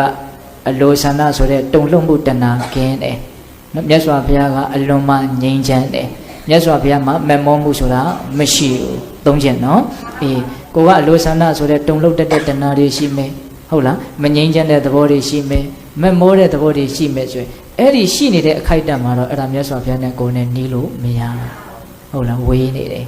နော်ဒါကြောင့်ပေးတဲ့ပေါင်းတော်ဒါဘုရားနဲ့ဝေးတာကိုဂါထာလေးနဲ့တမျိုးပြောတယ်ပေါ့မြတ်စွာဘုရားနောက်နီးတယ်ဆိုတာကိုဘယ်လိုပြန်ပြီးတော့ပြောပြန်လို့ဆိုတော့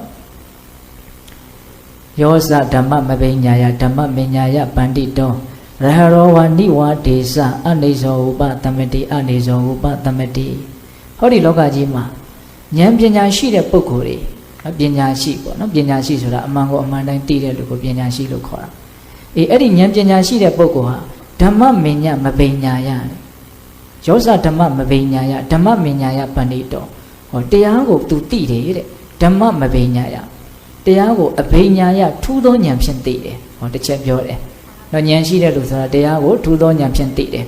နောက်ယောဇဓမ္မမပိညာယဓမ္မမညာယပန္တိတောဓမ္မအညာယဟောနောက်ထပ်တရားကိုတခါပိုင်းခြားပြီးတော့သိတယ်တဲ့ဟောနှစ်မျိုးပြောတယ်နော်တရားကိုသိတာကိုဘယ်နှမျိုးပြောလို့နှစ်မျိုးပြောတယ်ပထမအဘိညာယဆိုတဲ့ထူးသောဉာဏ်ဖြင့်သိတယ်ဆိုတာကဒီသစ္စာလေးပါးတရားကိုဝိပဿနာဉာဏ်နဲ့သိတာကိုပြောတာတဲ့နော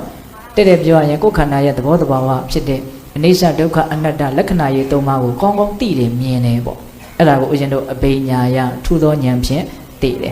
်နော်ဖြစ်ပေါ်နေတဲ့သဘာဝတရားတွေဟာပျက်စီးချုပ်ပြောက်သွားတာပဲဆိုတဲ့အနိစ္စလက္ခဏာကိုသူကောင်းကောင်းသိမယ်အဲ့လိုအနိစ္စကိုသိပါများလို့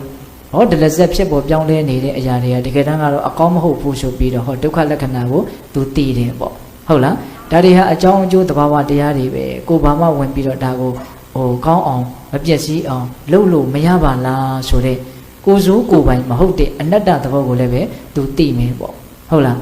းအဲ့ဒါလို့ဒီတရားတွေကိုဝိပဿနာဉာဏ်နဲ့ထူးသောဉာဏ်ဖြင့်သူသိတယ်အဲ့လိုထူးသောဉာဏ်ဖြင့်သိပါများလာတဲ့အခါကျတော့ဟောဓမ္မမညာယနော်တရားကိုပိုင်းခြားပြီးတော့သိလာတယ်ပိုင်းခြားပြီးတော့သိတယ်ဆိုတာကအရိယာမဉဏ်နဲ့သိတာကိုပြောတာတဲ့ဟုတ်လားအရိယာမဉဏ်နဲ့သိတယ်ဆိုတာကသစ္စာလေးပါးကိုတပြိုင်တည်းထဲထူးထွင်းပြီးတော့သိတာပေါ့သူကတော့နိဗ္ဗာန်ချမ်းသာကိုမျက်မှောက်ပြုနိုင်တဲ့အထိထက်မြက်တဲ့ဉာဏ်နဲ့တရားကိုသိသွားတာပေါ့နော်တဲ့ဦးဇင်းတို့လူငယ်တွေနားလည်အောင်ပြောရရင်နော်ခန္ဓာမှန်သမျှဘဝမှန်သမျှဆင်းရဲခြင်းဒုက္ခသာဖြစ်တယ်လို့ဒုက္ခသစ္စာကိုသူတကယ်သိတယ်ပေါ့နော်လောဘတရားဟာဒုက္ခအလုံးကိုဖြစ်စေတဲ့အရာလို့သမုဒယသစ္စာကိုသူတကယ်နားလေတယ်ဒုက္ခကိုတကယ်သိပြီးတော့သမုဒယသစ္စာကိုလည်းသူပယ်ရှားနိုင်တယ်ပေါ့ဟုတ်လားဒုက္ခကိုဒုက္ခလို့သိတယ်ဆိုလို့ရှိရင်သမုဒယသစ္စာဆိုတာဒါပယ်ပြီးသားဖြစ်တယ်လို့မဆိုနိုင်ဘူးလားတော့သမုဒယသစ္စာကိုပယ်တယ်သမုဒယသစ္စာကိုပယ်တယ်ဆိုလို့ရှိရင်ဒီအပူဓာတ်အလောင်ဓာတ်သဘောဖြစ်တဲ့သမုဒယသစ္စာကိုပယ်တဲ့အတွက်ကြောင့်အပူမရှိလို့ဒါအေးတဲ့သဘော nó lúc sáng mua đấy mà xí lúc một là nhìn tất đẹp đó sốc thuế mua mà xí lúc xuyên lên đẹp đó lúc không biết bao từ đó nên nên đi xem ta chỉ mới xem cái tin này một là số đó là tấm mua đẹp sao của bề về số lúc xuyên đã chán là đẹp đó là đi đó đẹp sao đi bằng của nhâm máu chịu thì số là nó bây giờ bao từ đó là rất bị rồi đuôi gì à đi đấy nó ấy là lúc đẹp sao lấy vào của đẹp dài này theo thu thuế bị đó tị đấy ấy là của cha đó in nhà ya nó để ai của bánh cha bị rồi tự tị thế sự các khả năng là tị đấyဟုတ်လားအဲ့လိုပညာဉာဏ်ကြီးတဲ့ပုဂ္ဂိုလ်တွေဟာเนาะတရားကိုထူးသောဉာဏ်ဖြင့်သိတယ်ပိုင်းခြားပြီးတော့သိတယ်အဲ့လိုသိတဲ့အတွက်ကြောင့်တဲ့အဲ့ဒီပုဂ္ဂိုလ်ဟာရဟရောဝနိဝါဒေသလေမတိုက်တဲ့အရက်မှာရှိတဲ့အလွန်ကြီးတဲ့ရေကန်ကြီးလိုအလွန်ငြိမ်နေတဲ့เนาะတော်တဲ့တောင်ထဲမှာเนาะလေငြိမ်တဲ့နေရာမှာเนาะအလွန်နဲ့တဲ့ရေကန်ကြီးရှိတယ်ဆိုကြပါစို့เนาะလေငြိမ်နေတဲ့အချိန်မှာဘာမှတုန်လှုပ်မှုမရှိဘူးအလွန်တရာအေးချမ်းကြည်လင်ပြီးတော့ငြိမ်သက်နေတဲ့သဘောရှိတယ်เนาะဘေးတဲ့ဥမာအလွန်ကောင်းတယ်เนาะအဲ့လိုပဲပညာရှိတဲ့ပုဂ္ဂိုလ်ဟာတရားကိုသိထားရင်သူ့ရဲ့စိတ်နှလုံးဟာအလွန်မှငြိမ်သက်တယ်လေငြိမ်ရာမှာရှိတဲ့ရေကန်လို့ငြိမ်သက်နေတယ်တဲ့ရတောဝနိဝါဒေသအနေဇောဥပသမတိတဲ့ဘာဖြစ်လို့ငြိမ်နေတာလဲဆိုတော့တုံလှုပ်တတ်တဲ့အလိုဆန္ဒဆိုတဲ့တဏှာမရှိတဲ့အတွက်ကြောင့်တဏှာငြိမ်တဲ့အတွက်ကြောင့်အဲ့ဒီပုဂ္ဂိုလ်ရဲ့စိတ်ဟာနော်ရေကန်ကြီးလေမတက်ရမှာရှိတဲ့ရေကန်ကြီးလို့ငြိမ်နေတယ်တဲ့နော်ဒါတရားသိတဲ့ပုဂ္ဂိုလ်ရဲ့အနေအထားလေးကိုဒါမြတ်စွာဘုရားကတစ်မျိုးပြောပြတယ်နော်ယောဇဓမ္မမဘိညာယဓမ္မမညာယပဏိတောရဟရောဝနိဝါဒေသအနေဇောဥပသမတိပညာရှိတဲ့ပုဂ္ဂိုလ်ဟာတရားကိုပိုင်းခြားသိတယ်ဟောတရားကိုထူးသောဉာဏ်ဖြင့်သိတယ်ပိုင်းခြားသိတယ်ဒါကြောင့်သူ့ရဲ့တန်တမှာတုံလို့တက်တဲ့အလိုဆန္ဒငြိမ့်တဲ့အတွက်ကြောင့်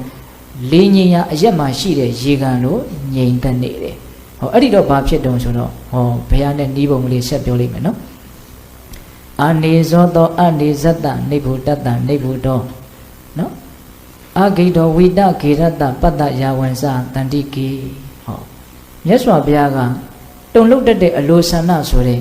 ဧဇနော်တဏှာတရားကင်းတယ်အဲ့ဒီပုဂ္ဂိုလ်ကလည်းတရားကိုသိတဲ့အတွက်ကြောင့်အဲ့ဒီအချိန်မှာသူကလည်းပဲဘာလို့တုံလုတ်တတ်တဲ့တဏှာကင်းနေတယ်ဒါကြောင့်မြတ်စွာဘုရားနဲ့သူနဲ့ကဓာတ်တဘာဝချင်းဘာဖြစ်သွားတယ်တူသွားတယ်အနေဇောတောအနေဇတ္တဟုတ်လားဘုရားကလည်းပဲတဏှာကင်းတယ်အဲ့ဒီတရားသိတဲ့ပုဂ္ဂိုလ်ကလည်းတဏှာအလိုဆန္ဒကင်းတယ်ဒါကြောင့်ဘုရားနဲ့တူနဲ့ဟာတဘာဝချင်းတူလို့နေသွားတယ်တဲ့ဟုတ်လားတဘာဝချင်းတူလို့နေသွားတယ်အနေဇောသောအနေဇတ္တနိဗ္ဗုတ္တသနိဗ္ဗုတောဟောမြတ်စွာဘုရားကလည်းနိဗ္ဗုတ္တသအလွန်မှငြိမ်းချမ်းတော်မူတယ်နော်မြတ်စွာဘုရားရဲ့စိတ်နှလုံးမှာအပူဓာတ်အလောင်းဓာတ်ဆိုတာဘာမှမရှိဘူးအလွန်မှငြိမ်းချမ်းတယ်ဟောအဲ့ဒီပုဂ္ဂိုလ်ကလည်းပဲတရားသိတဲ့အတွက်ကြောင့်သူ့ရဲ့စိတ်ကလည်းအလွန်မှငြိမ်းချမ်းတယ်ဒါကြောင့်ငြိမ်းချမ်းသောပုဂ္ဂိုလ်သည်ငြိမ်းချမ်းသောမြတ်စွာဘုရားနဲ့တဘာဝချင်းတူလို့အလွန်နီးပါတယ်တဲ့ဟုတ်ရလားနောက်တစ်ချက်ကဘာပြောတော့အဂိတောသောဝိဒဂေရတအဲ့ဒီပုဂ္ဂိုလ်ကမမောမှုမရှိဘူးမြတ်စွာဘုရားကလည်းဝိဒဂေရတမမောမှုမရှိဘူး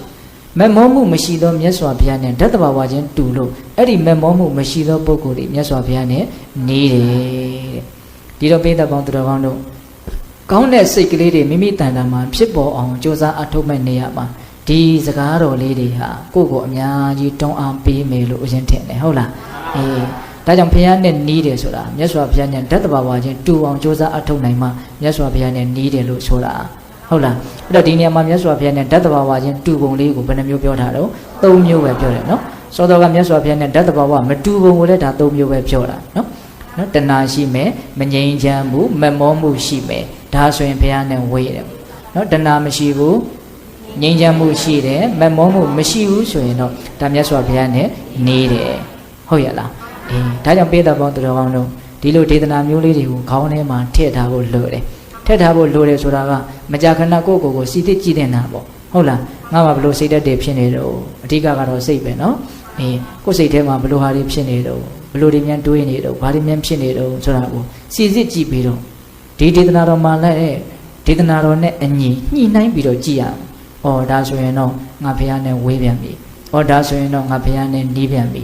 ဒါဆိုလို့ရှိရင်တရားဓမ္မတို့ဦးဇင်းတို့ဘုရားနဲ့နီးဖို့ဆိုတဲ့အတွေးကလေးနဲ့ကောင်းအောင်ကြိုးစားတဲ့နေရာမှာအများကြီးအထောက်အကူပြုပြီးတော့နော်ကောင်းဖို့အတွက်အများကြီးတွန်းအားပေးပြီးတော့ဒါတော်တော်လေးကိုပဲစိတ်ထဲမှာဒေသနာကြောင့်ဖြစ်တဲ့အရာသာဆိုတာပေါ်မလာနိုင်ဘူးလားပေါ်လာနိုင်တယ်ဒါကြောင့်ပိဋကပေါင်းသူတော်ကောင်းတို့ဘုရားနဲ့နီးသူဆိုတာဘာကိုပြောတာတော့ဘုရားနဲ့ဝေးသူဆိုတာဘာကိုပြောတာတော့ဆိုတာ တော်ရှင်းသွားပြီလို့ထင်တယ်နော်အေးသောတော်ကယုံညံ့တဲ့နော်အည်သွေးကိုမျိုးမြင့်မြတ်တဲ့အည်သွေးကိုမျိုးဒါကိုလည်းပဲဦးဇင်းတို့အကျဉ်းမြင့်ပဲပြောခဲ့တာပါတလုံးစီကိုအကျေအတိတ်ပဲဖွင့်ပြီးတော့မပြောခဲ့ဘူးပြောဖို့လည်းအချိန်မရပါဘူးဟုတ်လားအေးအခုမြတ်စွာဘုရားနဲ့ဓာတ်တဘာဝချင်းတူတယ်မတူဘူးလို့ပြောတဲ့နေရာမှာကျတော့ဘယ်နှမျိုးပြောသွားတော့၃မျိုးစီပြောသွားတယ်ဟုတ်လားအဲ့တော့ဒါလေးကိုထက်ချီတလဲလဲတွေးပြီးတော့အလိုဆန္ဒတွေသာကြီးနေမယ်မငြိမ်းချမ်းမှုတွေသာများနေမယ်မဲ့မောမှုတွေသာများနေမယ်ဆိုတော့ငါဘုရားနဲ့ဝေးတယ်ဟုတ်လားအလိုဆန္ဒကိုနည်းအောင်လုပ်နိုင်မယ်ငြိမ်းချမ်းမှုရှိအောင်လုပ်နိုင်မယ်ဟုတ်လားမဲ့မောမှုကင်းအောင်လုပ်နိုင်မယ်ဆိုတော့ငါဘုရားနဲ့နေတယ်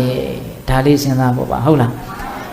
းအဲ့လိုဆိုရင်ဦးဇင်းတို့နေကုန်းချုပ်ဘုရားနဲ့နေဖို့အတွက်ဘယ်လိုလုပ်ရမလို့အဲ့ဒီအည်သွေးတွေရှိအောင်ဘယ်လိုလုပ်ရမလို့တနည်းအားဖြင့်ဘုရားနဲ့မဝေးဖို့အတွက်ဘုရားနဲ့ဝေးကြောင်းတရားတွေကင်းသွားအောင်ဘယ်လိုလုပ်ရမလို့နော်အကောင်းဆုံးနည်းကတော့သတိပဋ္ဌာန်တရားကိုအားထုတ်လိုက်ဖို့ပဲဟုတ်လားသတိပဋ္ဌာန်တရားကိုအားထုတ်နိုင်မယ်ဆိုရင်အားထုတ်နိုင်တဲ့လောက်အဲ့ဒီပုဂ္ဂိုလ်ဟာဘုရားနဲ့ဓာတ်တဘာဝချင်းတူသွားမှာပဲဟုတ်လားဘုရားနဲ့ဓာတ်တဘာဝချင်းတူရင်တူတဲ့လောက်ဒါဘုရားနဲ့နီးကြမယ်ပေါ့ဒီနေ့မှာဘုရားနဲ့ဓာတ်တဘာဝတူတယ်ဆိုတာကအပြည့်အဝတူတယ်ဆိုတာပြောတာမဟုတ်ဘူးနော်အပြည့်အဝကတော့ဘုရားကဘုရားပဲလေဒါဘယ်လိုလုပ်ပြီးတော့မှတူလို့မရပါဘူးသို့တော်လည်းပဲနော်ဘုရားနဲ့နော်လောဘဒေါသဘုရားမောဟလောဘဒေါသမောဟမြတ်စွာဘုရားကကင်းတယ်ကိုယ်လည်းပဲတည်ငါပဟန်လေးပဲဖြစ်ပေါ့နော်ကင်းအောင်နဲအောင်ဒါကြိုးစားမယ်ဆိုရင်ထိုက်တဲ့နဲ့တူညီမှုကတော့ရှိမသွားနိုင်ဘူးလားရှိသွားနိုင်တယ်အဲ့ဒါလို့ဆိုရင်ပေးသက်ပေါင်းသူတော်ကောင်းတို့အကောင်းဆုံးနည်းကဘာလို့ရမလဲသတိပဋ္ဌာန်တရားကိုကြိုးစားအထောက်ရမယ်အဲ့တော့သတိပဋ္ဌာန်တရားဆိုတာကဦးဇင်းတို့ငြိမ်းချမ်းမှုရှိခြင်းတဲ့ပုဂ္ဂိုလ်တွေနော်နှလုံးစိမ်ဝမ်းအေးချမ်းခြင်းတဲ့ပုဂ္ဂိုလ်တွေမဖြစ်မနေကောင်းကောင်းကိုသိထားတဲ့တရားပဲအာထုတ်တာအာမထုတ်တာဆိုတာကတော့ဒုတိယအပိုင်းပေါ့ဟုတ်လားပထမဦးစွာဘလို့အာထုတ်ရတယ်လဲဘာလဲဆိုတာကိုတော့အရင်လေ့လာမှုအနေနဲ့ကောင်းကောင်းကိုသိထားတဲ့လို့ဦးဇင်းထင်တယ်ဟုတ်လားဘာဖြစ်လို့ဆိုတော့ဒီသတိပဋ္ဌာန်တရားဆိုတာကအလုံးဝအကျိုးကျေးဇူးများတာကိုနော်သတိပဋ္ဌာန်တရားနဲ့ပတ်သက်ပြီးတော့ဦးဇင်းတို့မကြာခဏဟောဘူးပါတယ်ပေးသက်ပေါင်းသူတော်ကောင်းတို့လည်းပဲနော်သတိပဋ္ဌာန်တရားနဲ့ပတ်သက်ပြီးတော့အများကြီးနာယူဘူးမယ်လို့ထင်ပါတယ်ဘယ်တော့မှရိုးသွားတယ်လို့မရှိဘူးဘာလို့ဆိုတကယ်လက်တွေ့ကြပြီးတော့တကယ်ကျင့်သုံးရင်အဲ့ဒီမြတ်စွာဘုရားပြောခဲ့တဲ့အကျိုးကျေးဇူးတွေဟာတကယ်ရမှာမို့လို့ပဲနော်ဒါကြောင့်မြတ်စွာဘုရားကသတိပဋ္ဌာန်တရားကိုဟောတဲ့နေရာမှာသတိပဋ္ဌာန်တရားကိုဘလို့အားထုတ်ရတယ်ဘလို့ရှုမှတ်ပွားများရတယ်ဆိုတာကိုဘာမှမပြောသေးခင်မှာသတိပဋ္ဌာန်တရားကိုအားထုတ်မယ်ဆိုလို့ရှိရင်အကျိုးကျေးဇူးတွေ9မျိုးတောင်ရနိုင်တယ်ဆိုတာကိုအရင်ပြောသွားတယ်မြတ်စွာဘုရားဟုတ်လားအဲ့ဒါသတိပဋ္ဌာန်တရားကိုအားထုတ်လို့ရှိရင်တဲ့နံပါတ်1တတ္တနံဝိတုဒ္ဓိယနော်တတ္တဝါတို့ရဲ့တဏ္ဍာမှာပူလောင်အောင်နှိမ့်ဆက်နေတဲ့ကိလေသာတရားတွေတတ္တဝါတွေကိုအယုတ်ဆိုးအောင်အကြီးတန်းအောင်အယောင်အမျိုးမျိုးဆိုးနေတဲ့ကိလေသာတွေကိုတော့အညစ်အကြေးတွေဟာလုံးဝတန့်ရှင်းဖြူစင်သွားမယ်တဲ့နော်သတိပဋ္ဌာန်တရားကိုကြိုးစားလို့ရှိရင်နော်ကိလေသာအညစ်အကြေးတွေဟာလုံးဝတန့်ရှင်းဖြူစင်သွားမယ်အဲ့လိုတန့်ရှင်းဖြူစင်သွားမယ်လို့အကျိုးကျေးဇူးကိုပြောတဲ့နေရာမှာတော့မြတ်စွာဘုရားကဧကာယနဆိုတဲ့စကားလုံးလေးတစ်လုံးကိုထည့်သုံးပြီးတော့ပြောသွားဧကာယနဆိုတာကတကြောင်ဒီသောလမ်းလို့အဓိပ္ပာယ်ရတယ်ဆိုလိုတာကတတ္တဝါတွေကိုယ့်ရဲ့တန်တမှာကိုယ့်ရဲ့စိတ်မှာဒီကိလေသာအညစ်အကြေးကိုတကယ်ကင်းကျင်တယ်တကယ်တန့်ရှင်းကျင်တယ်ဆိုရင်ဒီသတိပဋ္ဌာန်တရားဟာရှောက်လန်းရမယ်တကြောင်ဒီသောလမ်းဖြစ်တယ်ဒီပြင်နီလန်းတွေကိုအသုံးချနေလို့ကတော့စိတ်နှလုံးမှာကိလေသာအညစ်အကြေးဟာကင်းသွားမှာမဟုတ်ဒါကိုလည်းကန့်ကွက်ပြီးသားဖြစ်တယ်နော်နောက်ပြီးတော့ဒီလမ်းကိုရှောက်ရင်ဒီပန်းနိုင်ကိုဒါတိုင်းရောက်လိမ့်မယ်နော်ဆိုလိုတာကကိလေသာအညစ်အကြေးကင်းရင်တော့ရှောက်လန်းစရာလမ်းကဒီတလမ်းပဲရှိတယ်ဆိုတဲ့အဓိပ္ပာယ်ပေါ့ဒါကိုပဲဦးဇင်းတို့ဧကာယနာလို့ပြောတာဟုတ်လားဒါကြောင့်သတိပဋ္ဌာန်တရားဒီပွားများအထုတ်မယ်ဆိုလို့ရှိရင်စိတ်မှာနော်အမျိုးမျိုးအယောင်ဆိုးနေတဲ့နော်အညစ်အကြေးလို့ဆိုတဲ့ကိလေသာတရားပူလောင်မှုလို့ဆိုတဲ့ကိလေသာတရားတွေအလုံးဝတန့်ရှင်းဖြူရှင်းသွားမယ်ဒါသတိပဋ္ဌာန်တရားကိုပွားများခြင်းကြောင့်ရရှိနိုင်တဲ့ပထမအကျိုးပေါ့နောက်ဦးဇင်းတို့ဒုတိယနဲ့တတိယအကျိုးကိုပေါင်းပြီးတော့ပြောတယ်ဘာပြောတော့ဆိုတော့တောကပရိဒေဝနာတမတိတ်ကမာယတဲ့နော်စိုးရိမ်ခြင်းတောကနဲ့ငိုကြွေးခြင်းပရိဒေဝတို့ကိုလွန်မြောက်သွားစေနိုင်တဲ့အစွမ်းတတ္တိလည်းရှိတယ်တဲ့သတိပဋ္ဌာန်တရားကိုပွားများမယ်ဆိုလို့ရှိရင်ဟုတ်လားဒီနေ့မှာဦးဇင်းတို့ပေးသက်ပေါင်းသူတော်ကောင်းတို့ဒီအကျိုးကျေးဇူးကလည်းပဲအလွန်တရာမှအရေးပါတယ်လို့ဦးဇင်းထင်တယ်နော်ဘာကြောင့်လဲဆိုတော့စိုးရိမ်ခြင်းတောကနဲ့ငိုကြွေးခြင်းပရိဒေဝဆိုတာကတခါမှတို့ဦးဇင်းတို့ရဲ့တန်တာမှာရှိနေတာဗျမကြိုက်ပေမဲ့လို့ရှိနေတာရှိနေတယ်ဆိုတာကအခုလုံးလုံးစေရှိနေတာကိုဆိုလိုတာတော့မဟုတ်ပါဘူးနော်ဒါပေမဲ့လို့ခုလုံးလုံးစေမရှိအောင်တောင်မှခုလုံးလုံးစေမရှိတာကမစိုးရိမ်တတ်လို့မစိုးရိမ်တာမဟုတ်မငိုကြွေးတတ်လို့မငိုကြွေးတာမဟုတ်စိုးရိမ်စရာနဲ့မတွေ့သေးလို့ငိုကြွေးစရာနဲ့မတွေ့သေးလို့မစိုးရိမ်ရသေးတာမငိုကြွေးရသေးတာ စိုးရင်စရာငိုကြွေးစရာနဲ့တွေ့လာရင်တရားဓမ္မတို့ရောဥစဉ်တို့ရောစိုးရင်ကြရအောင်မယ်ငိုကြွေးကြရအောင်မယ်စိုးရင်စရာနဲ့တွေ့လာရင်ဆိုတာကလည်းပဲမတွေ့ဘူးဆိုတာဘယ်တော့မှမရှိစိုးရင်စရာနဲ့တွေ့တယ်ဆိုတာဘာတော့ဆိုတော့ပျက်စီးမှုကိုပြောတာပါဟုတ်လားကိုမြင်လို့တဲ့အရာတွေပျက်စီးပြီဆိုတာနဲ့တချို့ဆိုရင်ပျက်စီးတော့မယ်လို့အရေးအယောင်ပြလိုက်တာနဲ့အချက်ပြလိုက်တာနဲ့ပဲတောက်လျှောက်တန့်ပြီးတော့စိုးရင်ကြတော့တာငိုကြွေးကြတော့လားဟုတ်ရဲ့လားအဲ့တော့တရားဓမ္မတို့ဥစဉ်တို့တွေကပျက်စီးမဲ့အရာတွေရဲ့အပေါ်မှာဆွဲလန်းမှုမမောမှုကလည်းပဲဒင်ပြီးကြက်ပြီးရှိနေတာဆိုတော့အဲ့ဒါဒီပင်နဲ့စိုးရင်ရဲ့အကြောင်းငိုကြွေးခြင်းရဲ့အကြောင်းပဲတကယ်တမ်းကတော့ဟုတ်လားပျက်စီးမဲ့အရာတွေရဲ့ပေါ်မှာဆွဲလန်းထားတာရှိတယ်အဲ့ဒါဒီပင်လည်းရင်စိုးရင်ငိုကြွေးခြင်းရဲ့အကြောင်းပဲအဲ့တော့ဆိုလိုတာကသတိပဋ္ဌာန်တရားကိုအထုတ်မယ်ဆိုလို့ရှိရင်အဲ့ဒီပျက်စီးမဲ့အရာတွေပျက်စီးလာပြီဆိုတဲ့အခြေစိုးရင်တရားတွေ့လာပြီငိုတရားတွေ့လာပြီပေါ့နော်အဲ့ဒီလိုအခြေမျိုးမှာတောင်မှစိုးရိမ်မှုမရှိငိုကြွေးမှုမရှိဘဲနဲ့အေးချမ်းချမ်းသူနေနိုင်လိမ့်မယ်ဟုတ်လားဒါကြောင့်အာမကိုတိုက်ဖို့လားအေးသောကပရိဒေဝကိုပျောက်ဖို့ဆိုတာကစီးဝယ်တောက်လို့ရတဲ့ကိစ္စမဟုတ်ဘူးရဟုတ်လားတကယ်တမ်းတွေ့လာပြီဆိုလို့ရှိရင်လူတွေဟာအဲ့ဒီချိန်ကျမှကပ်ပြီးတော့တရားချလို့လည်းရတာမဟုတ်ဟုတ်လားဒါကြောင့်တတိပဋ္ဌာန်တရားကိုကြိုကြိုတင်တင်အထုတ်ထားခြင်းတည်တာနဲ့စိုးရိမ်စရာငိုကြွေးစရာနဲ့တွေ့လာတဲ့အခါမှာစိုးရိမ်မှုငိုကြွေးမှုမရှိဘဲနဲ့တည်တည်ငြိမ်ငြိမ်အေးချမ်းချမ်းတတ်တတ်တာနေနိုင်ပါဒါကိုယ်တိုင်မကြိုးစားလို့ဒီအကျိုးကျေးဇူးကဘယ်ကမှရမှာမဟုတ်အေးဒါကြောင့်မြတ်စွာဘုရားကတတိပဋ္ဌာန်တရားကိုအားထုတ်မယ်ဆိုလို့ရှိရင်စိုးရင်ခြင်းငိုကြွေးခြင်းတို့ကိုလွန်မြောက်သွားစေလိမ့်မယ်နော်နောက်ပြီးတော့၄ခုမြောက်နဲ့၅ခုမြောက်အကျိုးကိုလည်းပေါင်းပြီးတော့ပြောတယ်အဲ့ဒါကဘာလို့ဆိုတော့ဒုက္ခဒေါမနတနာအထင်ကမာယကိုဆင်းရဲခြင်းဒုက္ခနဲ့စိတ်ဆင်းရဲခြင်းဒေါမနတတရားတို့ကိုချုပ်ငြိမ်းသွားစေလိမ့်မယ်တဲ့နော်တတိပဋ္ဌာန်တရားကိုအားထုတ်လို့ရှိရင်ဒုက္ခဒေါမနတလုံးဝချုပ်ငြိမ်းသွားမယ်တဲ့ချုပ်ငြိမ်းနိုင်သည့်အဆင့်ထိရောက်အောင်အထုတ်မယ်ဆိုတော့ချုပ်ငြိမ်းမယ်ပေါ့ဆိုရပါစို့သတိပဋ္ဌာန်တရားကိုအထုတ်လို့အရဟတမဉ္ဇဉ်အရဟတဘုံဉာဏ်ကိုရခဲ့မယ်ဆိုရင်ဒီဘဝသုတိရဲ့အခြားဘက်မှာနောက်ထပ်ဘာဒုက္ခမှဖြစ်เสียအကြောင်းမရှိတော့သတိပဋ္ဌာန်တရားကိုအထုတ်လို့အကယ်၍မြတ်အနာဂမိမဉ္ဇဉ်ဘုံဉာဏ်ကိုရအောင်လုပ်နိုင်မယ်ဆိုရင်တော့ဒီဘဝမှာတင်ကိုပဲဘာဒေါမနတမှဖြစ်เสียအကြောင်းမရှိတော့အနာဂမ်ဖြစ်ရင်ဒေါမနတပေးတာပေါ့နော်ဒါကတော့ဦးဇင်းတို့တတိပဋ္ဌာန်တရားရဲ့အထွတ်အထိပ်အကျိုးကျေးဇူးပေါ့အဲ့ဒီအဆင့်ရောက်အောင်အထုတ်နိုင်ရင်တော့အဲ့ဒီအကျိုးကျေးဇူးရဒါမဲ့လို့ဦးဇင်းတို့အဲ့ဒီအဆင့်ရောက်အောင်အမထုတ်နိုင်သေးတောင်မှနော်တတိပဋ္ဌာန်တရားကိုတကယ်ဆွဲဆွဲမြဲမြဲအထုတ်မယ်ဆိုလို့ရှိရင်တောယုံတန်ယုံဒုက္ခတွေကရော့သွားမှအမှန်ပဲတောယုံတန်ယုံဒေါမနတတရားတွေလည်းပဲရော့သွားမှအမှန်ပဲဆိုကြပါစို့တတိပဋ္ဌာန်တရားကိုအထုတ်လို့ယောဂါတွေပျောက်သွားတယ်ဆိုတာတွေကြားဖို့တယ်မဟုတ်လားနော်ဦးဇင်းတို့မာဇီစရောကြီးရဲ့တက္ကသိုလ်ဝိပဿနာတရားတော်ဆိုတဲ့အစာအုပ်ထဲမှာမှတ်တမ်းတင်ထားတာတွေအများကြီးရှိတယ်။နော်ဆရာဝန်ကဘယ်နေ့ဘယ်ရက်ခွဲရလိမ့်မယ်မဖြစ်ဘူးလို့အတိအကျပြောထားတယ်။တရားဖက်ရင်ပဲသေတော့မယ်ဆိုပြီးတော့မခွဲရလို့တရားသွားအထုတ်ပြီးမှဆရာဝန်သွားပြယောဂါကမရှိတော့အဲ့ဒါမျိုးဖြစ်တာတွေလည်းမှတ်တမ်းတင်ထားတာရှိတယ်။အဲ့တော့ဦးဇင်းကပြောချင်တာကဘာလို့ဆိုတော့သတိပဋ္ဌာန်တရားကိုအထုတ်လို့ရှိရင်ဒုက္ခဆိုတဲ့ခန္ဓာကိုယ်ရဲ့ဆင်းရဲခြင်းဟာနော်ပျောက်ငြိမ်းတဲ့အဆင့်ရောက်သွားနိုင်တယ်လို့အ ਨੇ ဆုံးတော့လျော့ပါသွားတာတော့တေချာပေါက်ရှိမယ်ဆိုတာကိုယုံကြည်ထားဖို့ပေါ့နော်အေးနောက်ပြီးတော့ဦးဇင်းတို့သတိပဋ္ဌာန်တရားကိုအထုတ်ရင်ဒေါမနတတရားနော်အနာဂတ်မဖြစ်လို့မချုပ်ငြိမ်းသေးတောင်မှတယုံတယုံစိတ်တူစရာကိစ္စကတတိနဲ့နေတဲ့ပုဂ္ဂိုလ်တယောက်အတွက်နော်စိတ်တူစရာဖြစ်မှာမဟုတ်လားဆိုကြပါစို့တယောက်နဲ့တယောက်အည်သွေးခြင်းကမတူဘူးဗျနော်ဖြစ်ကြတာချင်းတူတယ်တွေ့ကြတာချင်းတူတယ်တချို့ကဟာမခံမရက်နိုင်အောင်ကိုပြင်းပြင်းထန်ထန်ဒေါသဖြစ်ကြတယ်တချို့ကအေးအေးဆေးဆေးနေနိုင်တယ်ဒါဘာကွာသွားတာတော့ဆိုသူတို့ရဲ့စိတ်တဲ့အည်သွေးကွာသွားတာပေါ့ဟုတ်လားအဲ့ဒီလိုဒေါသမဖြစ်အောင်နော်စောင့်ရှောက်နိုင်တဲ့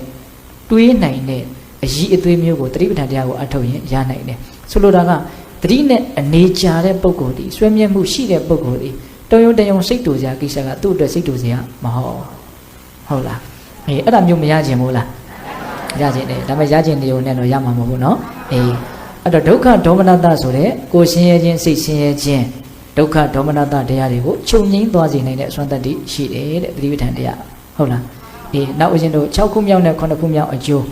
အဲ့ဒါကိုကြတော့မြတ်စွာဘုရားကပေါင်းပြီးတော့ဟောပြန်တယ်ညာယတ္တအဓိကမာယနိဗ္ဗာန်တသစ္စိကိရိယာယဟုတ်လားညာယတ္တအဓိကမာယဆိုတာကအရိယာမဉ္ဇဉ်ကိုရမယ်လို့ပြောတာသတိပဋ္ဌာန်တရားကိုအထုတ်လို့ရှိရင်နိဗ္ဗာန်တသစ္စိကိရိယာယဆိုတာကနိဗ္ဗာန်ချမ်းသာကိုမျက်မှောက်ပြုရလိမ့်မယ်လို့ပြောတာဟုတ်လားဒီနေ့မှာဦးဇင်းတို့အရိယာမဉ္ဇဉ်ကိုရမယ်ဆိုရင်လည်းပဲနိဗ္ဗာန်ကိုမျက်မှောက်ပြုတာပါပဲเนาะအရိယာမဉ္ဇဉ်ဆိုတာကလည်းပဲနိဗ္ဗာန်ချမ်းသာကိုမျက်မှောက်ပြုတယ်ဘာဖြစ်လို့နိဗ္ဗာန်ချမ်းသာကိုမျက်မှောက်ပြုလိမ့်မယ်လို့သစ္စိကိရိနိဗ္ဗာန်တသစ္စိကိရိယာယလို့ခုနှစ်ခုမြောက်အကျိုးကိုဘာလို့ဆက်ဟောတယ်လဲအဲ့ဒါကဖူဉဏ်နဲ့နိဗ္ဗာန်ချမ်းသာကိုမျက်မှောက်ပြုတာကိုရည်ရွယ်ပြီးတော့ဟောတာတဲ့ ဟုတ်လားညာယတ္တအဓိကမာယဆိုတာကမဲ့ဉာဏ်နဲ့နိဗ္ဗာန်ချမ်းသာကိုမျက်မှောက်ပြုတာနိဗ္ဗာန်တ္တပိယယဆိုတာကဖိုလ်ဉာဏ်နဲ့နိဗ္ဗာန်ချမ်းသာကိုမျက်မှောက်ပြုတာမတူဘူးနော်ဦးဇင်းတို့အရိယာမဲ့ဉာဏ်နဲ့နိဗ္ဗာန်ချမ်းသာကိုမျက်မှောက်ပြုတယ်ဆိုတာကသစ္စာလေးပါးကိုထွန်းသိအရိယာမဲ့ဉာဏ်ဆိုတာကအရိယာမဲ့ဉာဏ်တစ်မျိုးဟာတတန်တရားလုံးမှာတစ်ချိန်ပဲသူကဖြစ်ခွင့်ရှိဟုတ်လားသူကအလွန်မှစွမ်းတယ်အရိယာမဲ့ဉာဏ်ဆိုတာကဘာလို့စွမ်းတယ်လဲဆိုတော့ကိလေသာတွေကိုသူ့အပိုင်းနဲ့သူအပိုင်းလိုက်သူကအပြည့်သက်ပယ်ရှားပေးနိုင်တဲ့အစွမ်းတတ္တိရှိတယ်ဟုတ်လားအဲ့ဒါအရိယာမဲ့ဉာဏ်ရဲ့အစွမ်းပဲတစ်ချိန်နဲ့ဖြစ်ပေမလို့သူကအလွန်မှအစွမ်းတတ္တိထက်မြက်တယ်ပေါ့ဦးဇင်းတို့အရိယာမဲ့ဉာဏ်ဆိုတာ၄ပါးရှိတယ်လေသောတပတ္တိမဲ့တဂရဂါမိမဲ့အနာဂါမိမဲ့အရဟတမဲ့အဲ့ဒီအရိယာမဲ့ဉာဏ်၄ပါးထဲမှာအစစ်အနှိမ့်ဆုံးလို့ဆိုတဲ့အောက်ထစ်ဆုံးလို့ဆိုတဲ့သောတပတ္တိမဲ့ဉာဏ်ဒီပင်လေးဘလောက်စွမ်းလဲစဉ်းစားကြည့်နော်တက္ကာယဒိဋ္ဌိဆိုတဲ့နော်ထင်ရှားရှိတဲ့ယုံ nant ကိုပဲငါပဲသူပဲလို့ထင်ပြီးတော့ငါဆွဲသူဆွဲပုဂ္ဂိုလ်တ attva ဆွဲလို့ဆိုတဲ့အဲ့ဒီတက္ကာယဒိဋ္ဌိအစွဲမှားကြီးကိုတခါတည်းအမြင့်ပြတ်ပဲတတ်ပြစ်နော်နောက်ပြီးတော့ဝိသိကိစ္စလို့ဆိုတဲ့ယတနာမြတ်သုံးပါးနဲ့ပတ်သက်ပြီးတော့သူတော်ကောင်းတရားနဲ့ပတ်သက်ပြီးတော့ယုံမတန်တရားတွေနဲ့ဒုလောတွေ့တော့ပြီးတော့ဆုံးဖြတ်ချက်မချနိုင်တဲ့ဒီတန်တရားသဘောတွေကိုလည်းပဲတခါတည်းအပိဓာတ်ပယ်ရှားပြစ်တယ်ဟောတက္ကာယဒိဋ္ဌိနဲ့ဝိသိကိစ္စကိုအပိဓာတ်ပယ်ရှားပြစ်တယ်အဲ့ဒါဘုစုရဲ့အစွမ်းလုံးဆိုတော့သောတပတ္တိမဲ့ဉာဏ်ရဲ့အစွမ်းဟောအဲ့ဒီတက္ကာယဒိဋ္ဌိနဲ့ဝိသိကိစ္စကိုပယ်တတ်တဲ့အတွက်ကြောင့်အဲ့ဒီတက္ကာယဒိဋ္ဌိနဲ့ဝိသိကိစ္စကြောင့်ဖြစ်ပေါ်လာမဲ့ငရေတလိษံပိဋ္ဌအတုရကေဆိုတဲ့အလွန်ဆိုးတဲ့ဘဝဆိုးဒုက္ခဆိုးတွေကိုတခါတည်းပယ်ရှားပြရာရောက်သွားတယ်အဲ့ဒါဘုစုအစွမ်းလုံးဆိုတော့အရိယာမဲ့ဉာဏ်ရဲ့အစွမ်းပဲဟုတ်လားနောက်ဆုံးအဆင့်အမြင့်ဆုံးအရဟတမဲ့ဉာဏ်ရမယ်ဆိုရင်တော့ကိလေသာမှန်သမျှအကုန်ကိုပယ်တတ်ပြမယ်လက်ကြံမထားတော့ဘူးပေါ့ဒါကြောင့်ကိလေသာအကုန်တဲ့အတွက်ကြောင့်ကိလေသာကြောင့်ဖြစ်မဲ့ဒုက္ခတွေလည်းအကုန်လုံးသူကဖယ်ရှားပြရရောက်တယ်ဒါဘုစုအစွမ်းလုံးလို့မေးရင်အရိယာမဲ့ဉာဏ်ရဲ့အစွမ်းအဲ့ဒါလောက်အစွမ်းတတ္တိရှိတဲ့အရိယာမဲ့ဉာဏ်ကိုသတိပဋ္ဌာန်တရားကိုအထုတ်ရင်းနဲ့ရနိုင်တယ်ဟုတ်လားဒါ6ခုမြောက်အကျိုးပေါ့နော်နောက်9ခုမြောက်ကပါတော့နိဗ္ဗာန်တသစ္စိကိရိယာယနိဗ္ဗာန်ချမ်းသာကိုမျက်မှောက်ပြုမယ်အဲ့ဒါကဘာနဲ့မျက်မှောက်ပြုမှာလို့ပြောခဲ့လဲဖိုလ်ဉာဏ်နဲ့မျက်မှောက်ပြုမယ်ဆိုလိုတာကတဲ့ပြောရရင်ဖိုလ်ဝင်စားပြီးတော့နေနိုင်တယ်ပေါ့ဖိုလ်ဉာဏ်ဆိုတာကတော့ကျင့်ဖန်များစွာဖြစ်အောင်လုပ်လို့ရတယ်လို့ဆိုတယ်ဟုတ်လားမသေးခင်ဒီဘဝမှာတင်ကိုပဲနိဗ္ဗာန်ချမ်းသာကိုဖိုလ်ဉာဏ်နဲ့ဟုတ်လားမျက်မှောက်ပြုပြီးတော့သူခံစားပြီးတော့နေလို့ရတယ်အလွန်မှဒါအံ့ဩစရာကောင်းတဲ့မျက်နှိုးစရာအကောင်းဆုံးချမ်းသာလို့မဆိုနိုင်ဘူးလားဆိုနိုင်တယ်အဲ့ဒါလို့အရိယာပုဂ္ဂိုလ်ကြီးတွေဟာနော်ဖိုလ်ဉာဏ်နဲ့နိဗ္ဗာန်ချမ်းသာကိုမျက်မှောက်ပြုပြီးတော့ဖိုလ်ဝင်စားပြီးတော့နော်ဘဝဒုက္ခတွေကနေပြီးတော့လွတ်ငြိမ်းတဲ့ဒီနိဗ္ဗာန်ချမ်းသာကိုသူတို့ခံစားပြီးတော့နေတယ်ဆိုတာအဲ့ဒါဖိုလ်ဉာဏ်နဲ့ခံစားတာပဲမဲ့ဉာဏ်ဆိုတာတစ်ချိန်မဲ့ဖြစ်တာလို့ပြောခဲ့တာဟုတ်လာ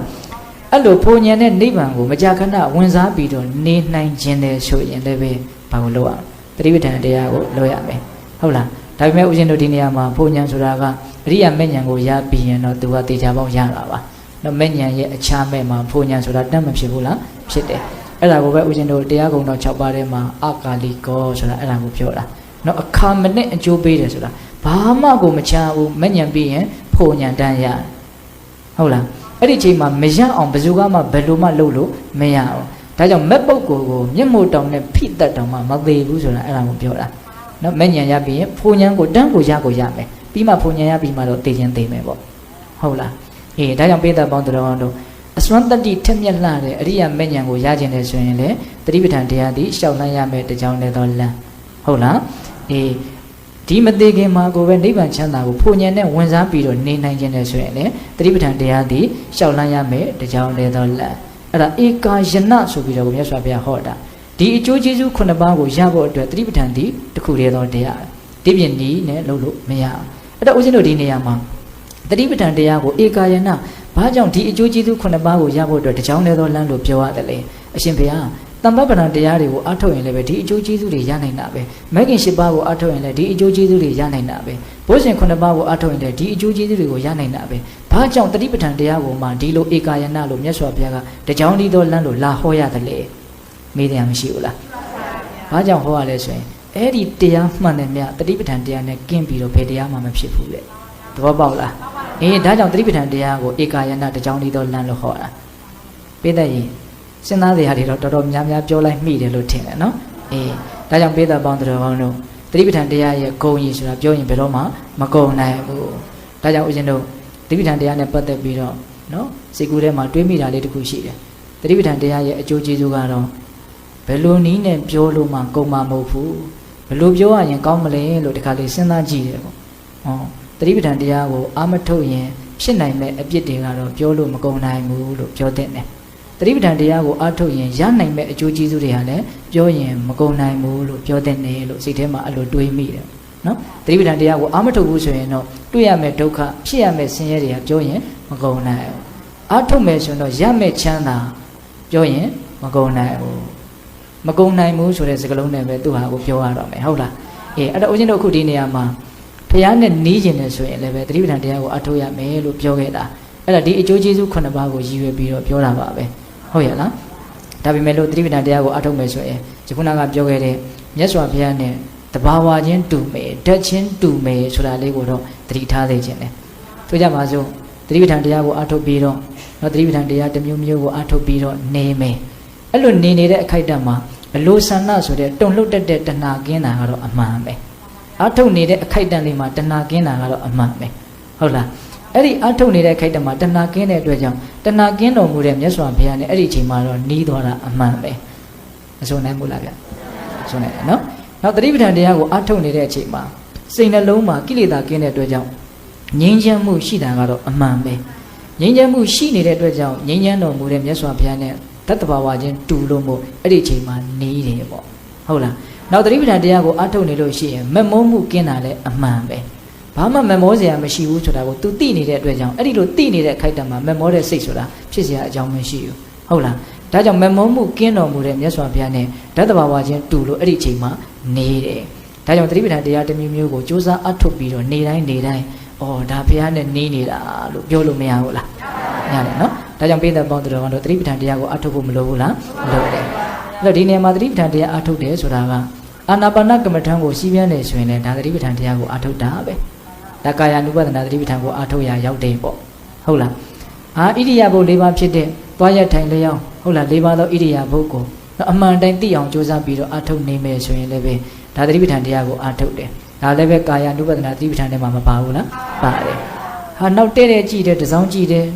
မော့တယ်ငုံတယ်ကိုွေးတယ်ဆန့်တယ်ရှေ့တက်တယ်နောက်ဆုတ်တယ်ဟုတ်လားအင်ကြီးဝတ်စားဝတ်တယ်စားတယ်တောက်တယ်ပြောတယ်ဆိုတယ်နိုးတယ်ထားတယ်ကျင်ကြီးကျင်ငယ်ဆွန့်တယ်အစရှိသဖြင့်အသေးစိတ်အမူအရာလေးတွေကိုဒလဇက်တတိဥစည်းပြီးတော့တိနေမယ်ဆိုရင်လည်းပဲဒါတတိပဋ္ဌာန်တရားကိုအထုတ်တယ်လို့မဆိုဘူးလားဆိုတယ်နော်တမ်စင်ညပပဆိုပြီးတော့ကာယ ानु ပဒနာတတိပဋ္ဌာန်ထဲမှာပါတယ်ပေါ့ဟုတ်လားနောက်ပြီးတော့ဦးဇင်းတို့စာမေမွေးချင်းခြေသည့်လက်သည့်သွားအရေးအသားအကျော်အစရှိသဖြင့်32ခုဌာနကိုဉာဏ်နဲ့ခွဲခြမ်းစိတ်ဖြာဝေဖန်ပြီးတော့ပုဂ္ဂိုလ်တ attva ယောက်ျားမိန်းမဆိုတဲ့အမြင်ပြောက်သွားအောင်တော့စာမေသားလည်းရှိတယ်မွေးချင်းသားလည်းရှိတယ်ဟုတ်လားအရေးသားလည်းရှိတယ်အသားသားလည်းရှိတယ်နော်အကျော်သားလည်းရှိတယ်အယိုးသားလည်းရှိတယ်အစရှိသဖြင့်ဒီ32ခုဌာနကိုဉာဏ်နဲ့စီစစ်ဝေဖန်ပြီးတော့ဆင်ခြင်မဲ့ဆိုရင်လည်းပဲဒါကာယ ानु ပဒနာတတိပဋ္ဌာန်လို့ဆိုတဲ့တတိပဋ္ဌာန်တရားကိုပွားများအထောက်ရမရောက်ဘူးလားရောက်တယ်နောက်ပြီးတော့ဒီခန္ဓာကိုယ်ကိုဉာဏ်နဲ့စူးစိုက်ပြီးတော့နောက်ပထဝီအာဘောတေသောဝါရောဓာတ်ကြီး၄ပါးမျှတာရှိတယ်တဲ့ပြောရရင်ခက်မာတဲ့သဘောပူတဲ့အေးတဲ့သဘောနောက်တွန်းကန်လှုပ်ရှားတဲ့သဘောယူစီးတဲ့သဘောဒီသဘောတွေသာရှိတယ်လို့ဓာတ်ကြီး၄ပါးကိုမြင်အောင်ကြည့်မယ်ဆိုရင်လည်းပဲဒါကာယ ानु ပဒနာတတိပဋ္ဌာန်ကိုအားထုတ်ရမရောက်ဘူးလားရောက်တယ်နောက်ပြီးတော့ဒီခန္ဓာကိုယ်ကြီးပျက်စီးပြီးတဲ့နောက်သိဆုံးပြီးတဲ့နောက်မှာဆက်လက်ပြီးတော့ဖြစ်ပေါ်လာနိုင်တဲ့အနေအထားအမျိုးမျိုးရှိတယ်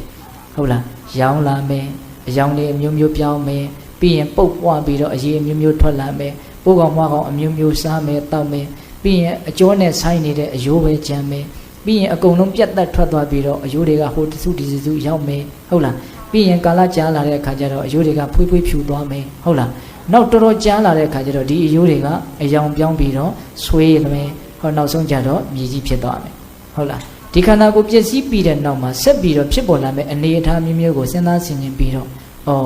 ့ငါဟာဒီသဘောကိုမလွန်နိုင်ဘူးငါဟာဒီသဘောရှိတယ်ငါဒီလိုဖြစ်အောင်ပါလို့စဉ်းစားရင်ဒါလည်းပဲတတိပဋ္ဌာန်တရားကိုအထုတ်တယ်လို့ဆိုတယ်ဒါဦးဇင်းတို့ကာယ ानु ပဒနာတတိပဋ္ဌာန်14ပါးကိုအချင်းချုပ်ပြောပြတာပါအဲ့ဒါတနည်းနည်းနဲ့ဒကာဓမ္မတို့ဦးဇင်းတို့အထုတ်နေတဲ့အခိုက်တန်တိုင်းမှာဒါဘုရားနဲ့နေတယ်ဆိုနိုင်မို့လားဆိုနိုင်တယ်နော်ဘာကြောင့်ဘုရားနဲ့နေတယ်လို့ပြောရလဲအဲ့ဒီလိုအထုတ်နေတဲ့အချိန်မှာတဏှာကင်းတယ်အဲ့ဒီလိုအထုတ်နေတဲ့အချိန်မှာငြိမ်းချမ်းမှုရှိတယ်အဲ့ဒီလိုအထုတ်နေတဲ့အချိန်မှာမမောမှုမရှိဘူးဒါကြောင့်မလို့ဘုရားနဲ့ဓာတ်တဘာဝချင်းတူတယ်ဒါကြောင့်သတိပဋ္ဌာန်တရားကိုအထုတ်ရင်ဘုရားနဲ့နေတယ်နော် ဒါကာယ ानु ပဒနာသတိပဋ္ဌာန်ပေါ့နောက်ပြီးတော့ဘာရှိရောပေါ့တော့ဝေဒနာ ानु ပဒနာသတိပဋ္ဌာန်ဝေဒနာ ानु ပဒနာသတိပဋ္ဌာန်ဆိုတာကခံစားချက်တွေကိုအမှန်တိုင်းသိအောင်ကြိုးစားတာနော်ချမ်းသာတာပဲဖြစ်ဖြစ်ဆင်းရဲတာပဲဖြစ်ဖြစ်နော်ချမ်းသာတာလည်းမထင်ရှားဆင်းရဲတာလည်းမထင်ရှားတဲ့အလေအလက်ခံစားချက်ကိုပဲဖြစ်ဖြစ်ဟုတ်လား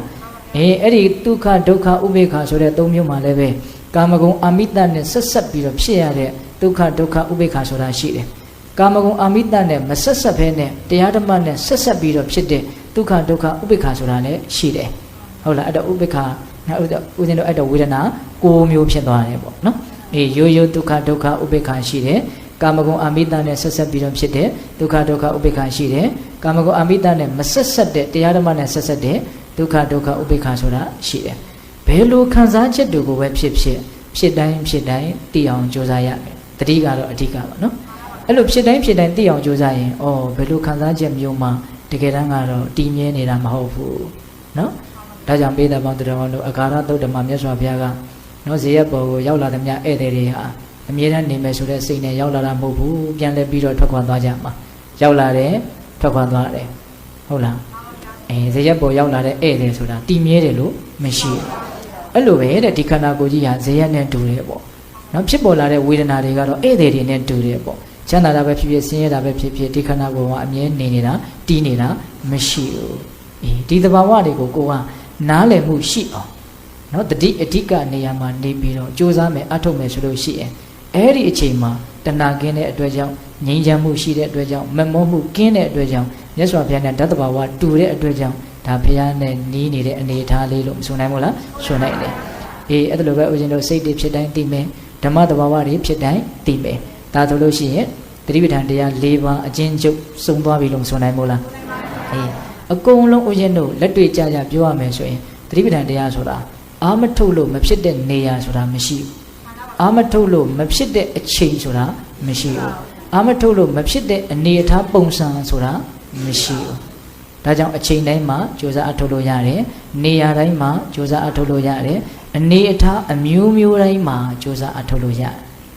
်နော်ဘာလို့မှအကြောင်းပြเสียမလို့ဟုတ်လာ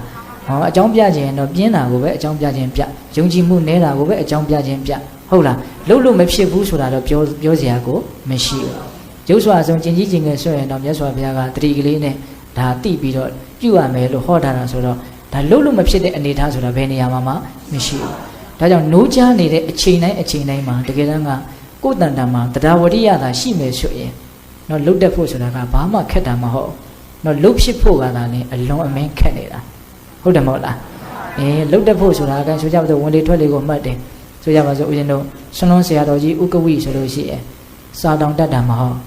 နော်ဒီဝင်လေထွက်လေကိုထိတာကိုသိနေလို့ရှိရင်ကုသိုလ်ရတယ်ဆိုတဲ့ဒီအတိလေးလောက်နဲ့လှုပ်သွားတာပြီးတော့ဗာဖြစ်ရဟန္တာဖြစ်သွားတာပဲဒါကြောင့်ပိဋကပေါင်းတော်ကောင်းတို့ကို့မှာဒါကိုတကယ်ယုံကြည်တဲ့စိတ်ပေါ့ဒါအလွန်အကျိုးကြီးတယ်အလွန်မှတန်ဖိုးရှိတဲ့အလုပ်ဆိုတာကိုတကယ်ယုံဖို့လိုတယ်ပေါ့ပြီးရင်ဒါကိုလက်တွေ့အကောင့်ထဲပေါ်ကြိုးစားအထုတ်မဲ့ဝရိယရှိဖို့လိုတယ်အဓိကကတော့အဲ့ဒီတရားဝရိယတကယ်လုပ်ပြီးဆိုရင်တော့တတိယဝရိယရဲ့ပညာရဲ့သုံးလုံးဆိုရင်မြတ်စွာဘုရားကလိုအပ်တာကိုပြောပြတယ်အဲ့တော့ပိဋကပေါင်းတော်ကောင်းတို့ဒီနေရာမှာပြောချင်တာကဘုရားနဲ့နေတယ်ဆိုတာသတိပဋ္ဌာန်တရားကိုအထုတ်ရင်တော့တေချာပေါင်းနေတာပဲနော်သတိပဋ္ဌာန်တရားကင်းပြီးတော့နေမယ်ဆိုရင်တော့ဘုရားနဲ့ဝေးမယ်ပုထုဇဉ်တဘာဝလောဘဖြစ်เสียအာယုန်နဲ့တွေ့ရင်လောဘဖြစ်မှာပဲမကျေနပ်เสียအာယုန်နဲ့တွေ့ရင်ဒေါသဖြစ်မှာပဲများသောအားဖြင့်တော့တရားဓမ္မတို့ရောဥရှင်တို့ရောဘဝမှာနေနေတာကတော့လောဘတလဲဒေါသတလဲတခါတလေလောဘပေါ့ဟုတ်လားတခါတလေဆိုရင်လည်းဒေါသပေါ့ဟုတ်လားအဲ့လိုနေရင်တော့ဒါမြတ်စွာဘုရားနဲ့ရုပ်ပွားဆင်းတုတော်နဲ့ဘလောက်ဖက်ကိုနဲ့နီးပါတယ်ပြောဘ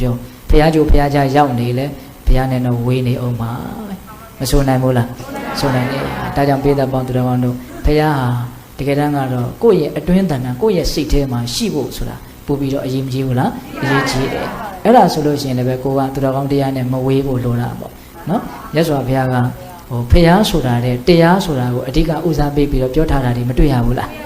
တွေ့ရတယ်တရားကိုမမြင်ရင်ဘုရားကိုမမြင်ဘူးလို့ပြောတာဗျနော်ဘုရားကိုမမြင်ရင်တရားကိုမမြင်ဘူးလို့ပြောထားတာမတွေ့ဘူးဟုတ်လားတရားကိုမမြင်ဘူးဆိုရင်တော့ဘုရားမမြင်ဘူးလို့ပြောတယ်တရားကိုမြင်တယ်ဆိုရင်တော့ဘုရားကိုမြင်တယ်လို့ပြောတာပဲဟုတ်ရဲ့လားဒါကြောင့်ပိဋကပေါင်းသူတော်ကောင်းတို့နော်သတိပဋ္ဌာန်တရားသိတာနေရင်ဘုရားနဲ့နီးတဲ့နေရာမှာအကောင်းဆုံးကျင့်သုံးကြိုးစားအထောက်ရမယ်အကျင့်လမ်းစဉ်ဖြစ်တယ်ဆိုတာကိုလည်းပဲဒါဦးဇင်းတို့ညီကုန်းချုပ်ပြောတာပေါ့နော်အဲ့တော့ဦးဇင်းတို့ဒီကနေ့ သင်္ကာတိကဏသုတ်တံဆိုပြီးတော့ဘုရားနဲ့ဝေးတဲ့လူဘုရားနဲ့နီးတဲ့လူဆိုတာကိုအမျိုးမျိုးပြောပါတယ်နော်ဘုရားနဲ့နီးအောင်ဘယ်လိုနေရမလို့ဘုရားနဲ့နီးစေတဲ့အည်သွေးရှိအောင်ဘယ်လိုကြိုးစားအထောက်ရမလဲဆိုတာကိုလည်းသတိပဋ္ဌာန်တရားကိုပြောပါတယ်ဟုတ်လားဒါကြောင့်ပေသပေါင်းသူတော်ကောင်းတို့ဒီကနေ့ည